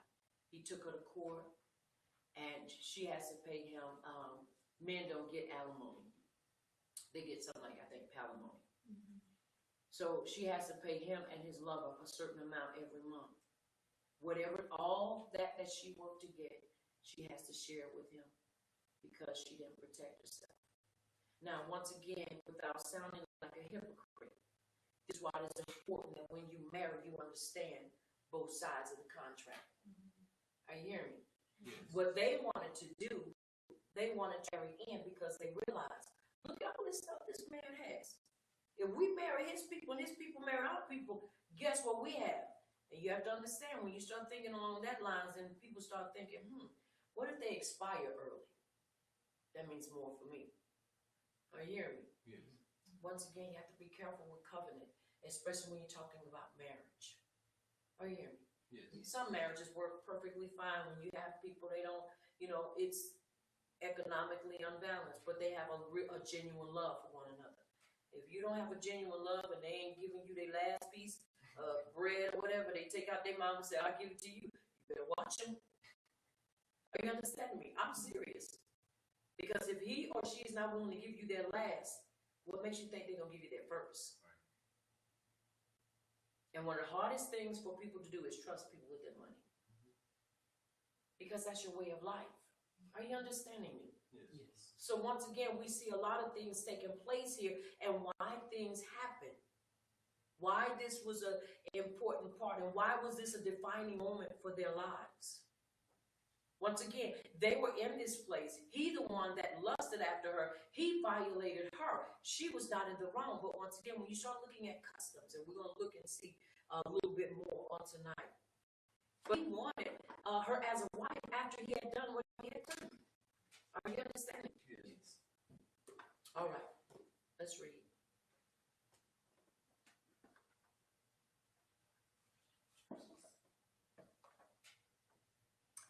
Verse 8.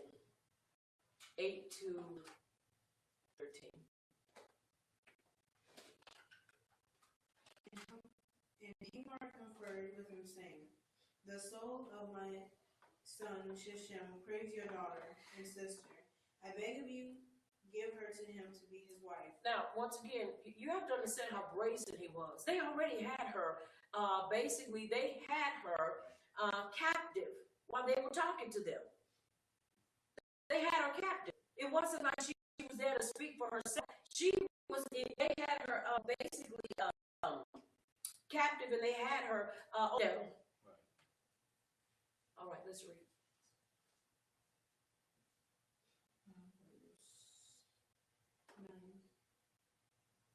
And make marriages with us, and give your daughters to us, and take our daughters to you.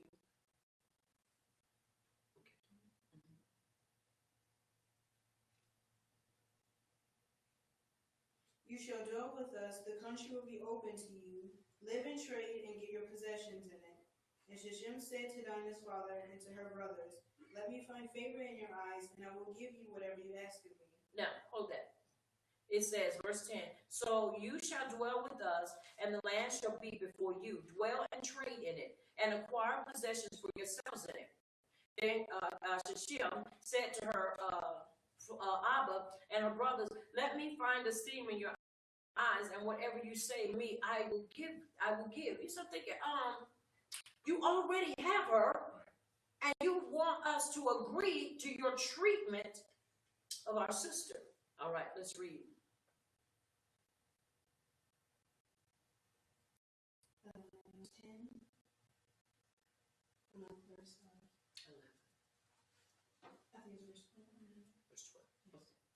Ask me ever so much dowry and marriage gifts, and I will give you according to what you tell me. Only give me the girl to be my wife.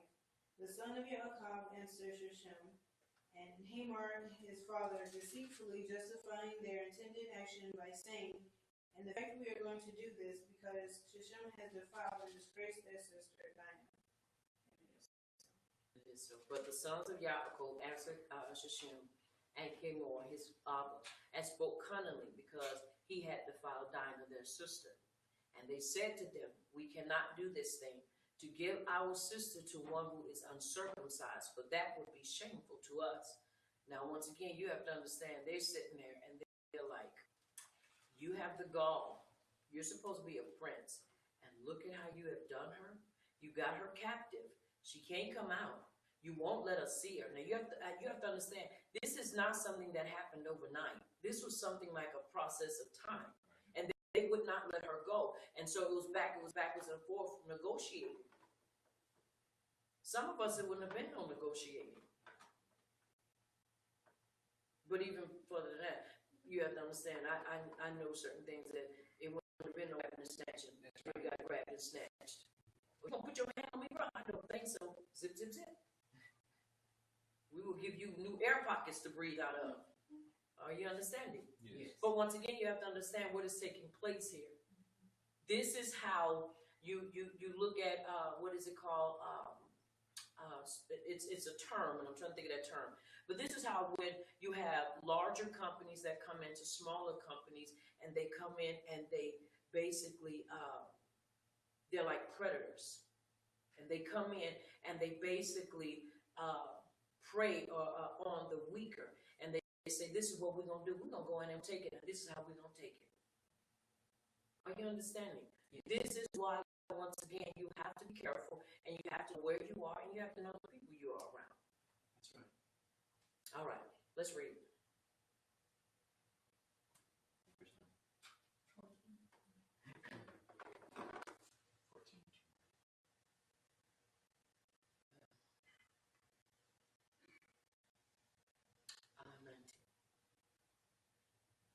They said to them, "We can't do such a thing.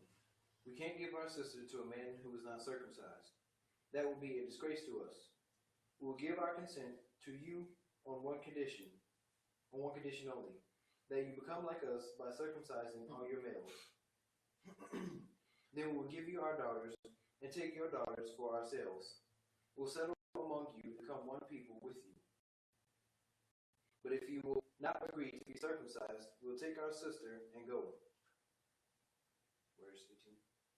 The proposal seemed good to Hamor and his son Shechem. The young man, who was the most honored of all his father's household, lost no time in doing what they said, because he was delighted with Yaakov's daughter. And it is so. Once again, you start looking at the treachery behind this. Oh, you're going to do it, but after you have done what you did. Now, once again, it's important that we understand that what is taking place here. It is horrible. It is not right. And the first thing comes to mind when we look at it, when you read it, your blood starts boiling. You start getting angry because if you have a sister or a daughter and you're thinking, something like that, well, I'm ready to tear somebody's head off. I'm just telling you point blank. I'm ready to put a bullet in your mouth and take you to puff. Take a good old suck. Get a good old draw off of it. Because I ain't going to stop till it's empty. But that's me. Are you understanding? Yes. I'm not saying that's right because it's not right. You have to understand. The reason it's not right because when we tend to do things out of our emotions and get angry and do it, then that's where we come into problems. Now, somebody would say, "Well, if something like that happened, I ain't worried about nothing like that happening." That's right. I'm not. Are you understanding me? Yes. I am very confident in the power that I serve. Very confident. I'm not worried about anything like that happening. That's right. That's not being pious and boastful, but that is standing in truth because I know the Savior I serve. So I'm not worried about that. But what comes in is we have to understand and know where we are and know them that labor and are among us. Are you understanding? Yes. Sometimes it's good to go places, but it's better to go when you know you don't just have, when you don't know the territory. Right. That's right. Now, I ain't saying you got to get all scared and can't go nowhere. I mean, because stuff like that happens today. But you have to know your surroundings, and then you have to be ready and able to defend yourself. Where it says there's a crime to defend yourself. Nowhere. Nowhere whatsoever. So we have to watch where we are. Now look what it says in verse 20. Let's read to 24. Let's read to 24.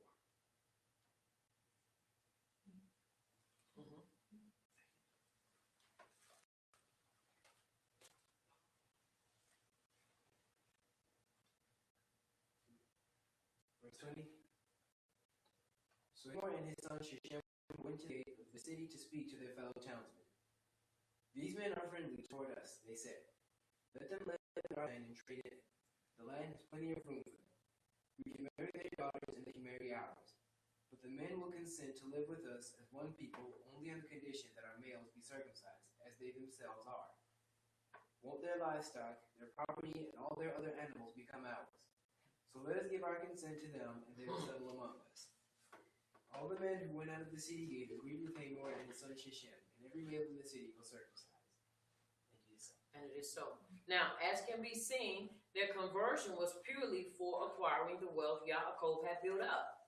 Now, so it would have been a false conversion anyhow. They weren't doing it, like I say, they were greedy. And his whole thing was, I take what I want. Are you understanding? Yes. But the thing of it is, we're going to see what made this wrong. The reason it is wrong is because you don't use that what is used for covenant. They took that which was sacred, and that was what set us apart. They set apart people, and they used it as a device to get back at them. You don't ever do that. Never, ever, because now you're using that what is to represent set apartness and covenant as a tool and a means to destroy somebody. And it never works because it always is going to backfire. Why? Because you're going to end up paying for that. Verse 25 says, now it came to pass on the third day when they were in pain that two of the sons of Yaakov, Shimeon and Luai, Dinah's brother, each took his sword and came boldly upon the city and killed all the males. The day when the wound of circumcision is most painful. And so the third day. And so they went in because they knew what was going to be their, what was going to become of them after all the grown men were circumcised in one building. They went in there and they slaughtered them. And you would think, well, it's an eye for an eye is justified. Well, you have to understand, if you're going to exact revenge, then you have to do it, but don't use that what Yahuwah has set aside and sanctioned as Kadesh. That's where they messed up at, because they circumcised them and they were not to be circumcised. Are you understanding? But they use it. And then Yaakov never intervened and told them no. Are you understanding? He's silent. A pacifist.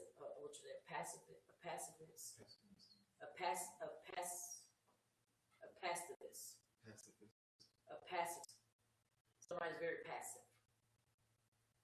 Let things go. Don't deal with it. And so his son sided with it. You hear me? And that's why they dealt with it. And then when he did it, he didn't correct it. Everybody's not like that. Are you hearing me? Yes. And so this is what took place. Now, and they killed Hamor and Shechem his son with the edge of the sword, and took Dinah from Shechem's bed and went out. Now, let's look at this. Let's look at the footnote. Oh my goodness, it's really long. I'm not going to read all of it, but it is very, very long. But I'm going to read a portion of it, and maybe I'll finish it tomorrow, if we're willing. What one here was perfectly legitimate, considering Dinah was kept against her will.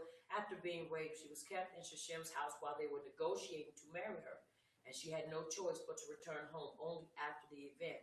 While Yahuwah made the point clear that we do not marry non-Israelite nations, such as the seven mentioned in Devarim 7 and 1, out of which one was these, the Hivites. What people forget is how humiliating it is in the East for your sister to be raped and then kept against her will. If such a thing happened today in the East, then likely the girl's family would go out to kill the entire boy's family, to take revenge, and there would be no negotiating at all.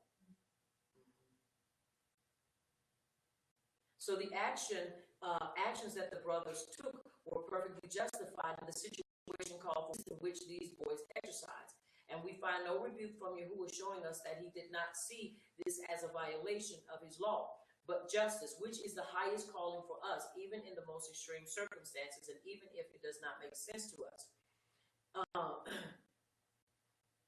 Now, I'm going to read this, but once again, later on, you're going to see again where the problem came in is they used circumcision as the means to get them.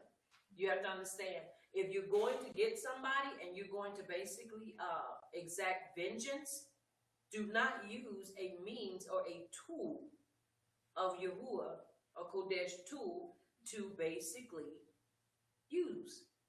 Are you understanding? Yes. Because then in the end, you may not get it that day, it may not take weeks, but later on down the line, that thing is going to pop up and he's going to deal with you about it. Are you hearing me? Yes. All right. Let me see. Yahuwah's law was broken and something had to be done to repair it. Although Shishim wanted to marry Dinah, the problem was Yahuwah did not want Yisrael to make covenant with the heathen nations, who would defile his laws further. And as can be seen, they were only trying to convert to gain the wealth of Yaakov, so they could add 2 more stars on their own shoulders. Interestingly, Shishim means shoulder. This conversion was not a heartfelt conversion. He had broken his law to commit rape in the first place. When someone's daughter is raped in the East, it brings disgrace to the whole mishpachah. And usually the girl will kill herself because of the shame she feels. She will feel violated because women kept themselves for their husbands and did not consider intercourse before marriage as something normal, as many women in the depraved European society do, because it was and is fornication and sin. Now, and then this is another thing that happened. On top of that, Shishim's family was using her as a bargaining chip because she was held against her will. So this was a match that was never going to be made. In such a case, the whole mishpachah of Yaakov would be under extreme pressure, knowing what was happening to their daughter and from their own folks who would demand answers to the dilemma and action to be taken immediately to remedy the shame in the clan. So once again, it's important that we understand what's taking place here. Now, once again, the problem comes in is that they use, and later on we're going to see when it comes time for Yahuwah to pass out the Baruch on the sons. This is why you see when it comes out, there are certain things that are going to be said, and it's going to be brought out that what they did was not respected by Yahuwah. Are you understanding me? Because in the manner they did it. Were they justified by basically taking them out? Yes, but in the manner they did it was wrong. Even in spite of what I read, because I want everybody to hear, because sometimes people, if that's the way they had to get up. No, that is not. And sometimes we can tend to believe that because it was a means to an end, it's okay. You cannot use the things that are sacred and set apart to try to get somebody, because then you're going to get yourself in trouble. And we will read and we will soon see that this is why they ended up being bypassed in a lot of things because of their anger. You never ever let your anger get the best of you that you say or do anything that you're going to regret. Because once you release words in the atmosphere, guess what? They never come back. You can say, I'm sorry, oh no, but guess what? Those words are going somewhere. They're going to stick onto something. And you can never bring them back. You can chase them with apologies all day long, but those words are already released. Are you hearing me? That's why we have to ask Yahuwah to put a watch over our mouths so that we don't say the wrong things. Because when you're in the heat of passion and you're angry, sometimes you tend to say anything. Are you understanding? So it's important that we use Torah to help us. That's why I always say, my meditation, let not this book of the Torah depart from my mouth, but help me to meditate on it day and night, that I may observe to do according to all that is written in it. But then I'll make my way prosperous and act wisely.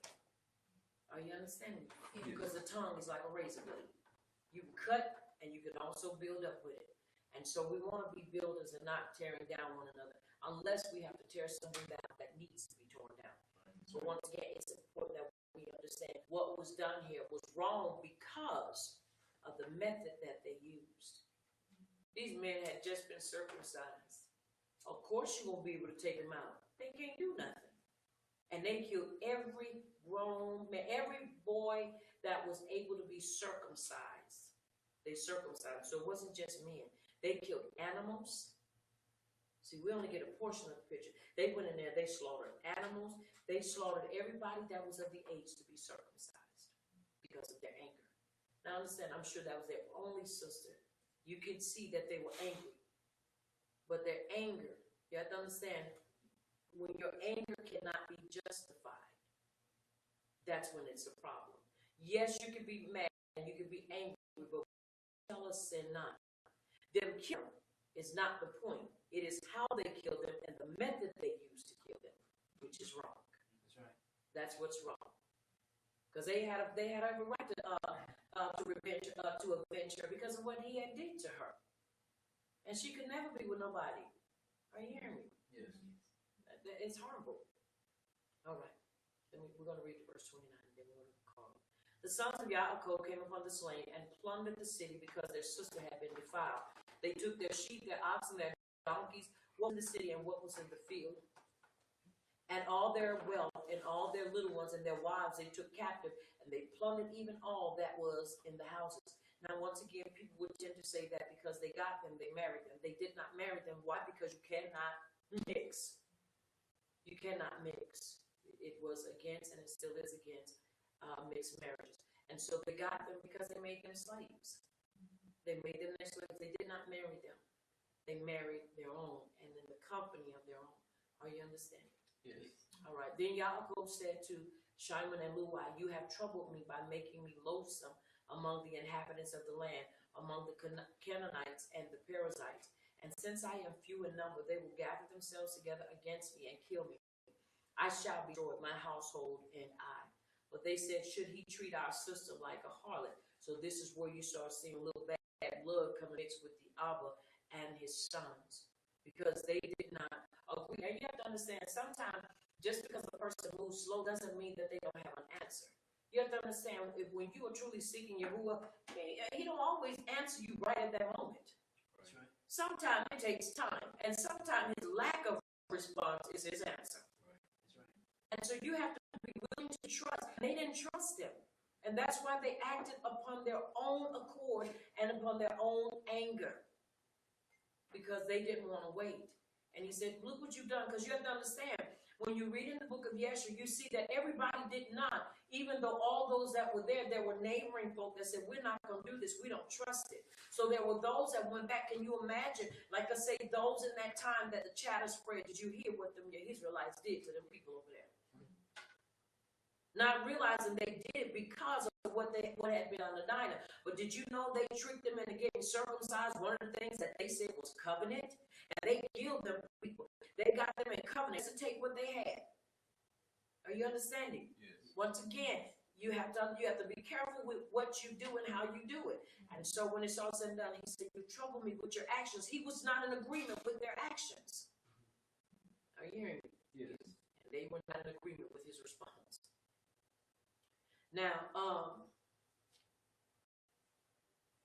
Yaakov had forgotten that the covenant was in place to protect him and his household, but felt fearful out of human emotion, forgetting Yahuwah for a moment. So once again, we understand that he is upset and angry. We're going to stop here at chapter 35. And getting angry and doing what they did, but he felt like, now I'm going to be, you have to remember, not long, just come out of the company of Laban, out of the company of Esau, and even if it's a year or 2, 3, 4, 5 years, that's still something you are not ready to encounter again, especially when you are a person that don't like that kind of drama. And back in that same place, and now it's one of those things that he's at a point that now he's got to, but his who are older now and are young men have taken it upon themselves to make their. So you have to understand a lot of the things that was going on. Once again, what does this say unto us? It says unto us, even if somebody does us wrong, you still got to do it right. Right. That's right. You cannot be tricking people. Now, trickery. Are you hearing me? Yes. That's what you call trickery in the rawest sense. But see, they were trying to trick them too. But they just got stole first. Because they were trying to trick them too. Because they were saying, well, we can get all this and we can marry into wealth. And we can take this and it can be ours. And you're thinking, now y'all got the wrong mentality. But once again, you still can't use those things. Once again, what is that saying to us? Don't use trickery. If you're going to get somebody, get them head on and face to face. Right. That's right. And the better man or the better woman going to win. Are you hearing me? Yes. We don't be doing no trickery. Meet me around the corner, and then we got 50 billion people around there, and it's just you. Oh, no. Are you hearing me? Yes. It's important because remember, Yahuwah loves what? Righteous ruling and righteous judgment. Righteous ruling and righteous judgment. And if we cannot find it in what we're doing, we don't need to do it. Right. That's right. Because we're going to be judged by that. Can I leave those words with you? Let's use wisdom, even when we know some or something of ours have been violated, taken, or anything. You still got to use righteous ruling and righteous judgment. You can't just do whatever you want because you don't want to get in trouble with Yahuwah in the end. Because everything we do, he keeps it in a book of remembrance. So once again, I want to say to you, I pray on this pre-Sabbath that Yahuwah gives you strength to prepare for Sabbath, and on your Sabbath that he makes it a day of celebration, commemoration, not a day of sorrow, pain, and remorse, but it be a time that you celebrate the mercy and the goodness of our Yah. Once again, I am Prophetess Sabrina, but also more 777, and I am the leader of Messengers of Yahuwah's Kingdom of Great Belief Ministry, located in South. Once again, I want you to remember here at Messengers of Yahuwah's Kingdom of Great Belief Ministries, this is the place where the Torah does the body good. Until next time, and keep you in his shalom until we meet again. Also, I want you to remember that you've been touched by Champion TV, a place where the champions reside. And so.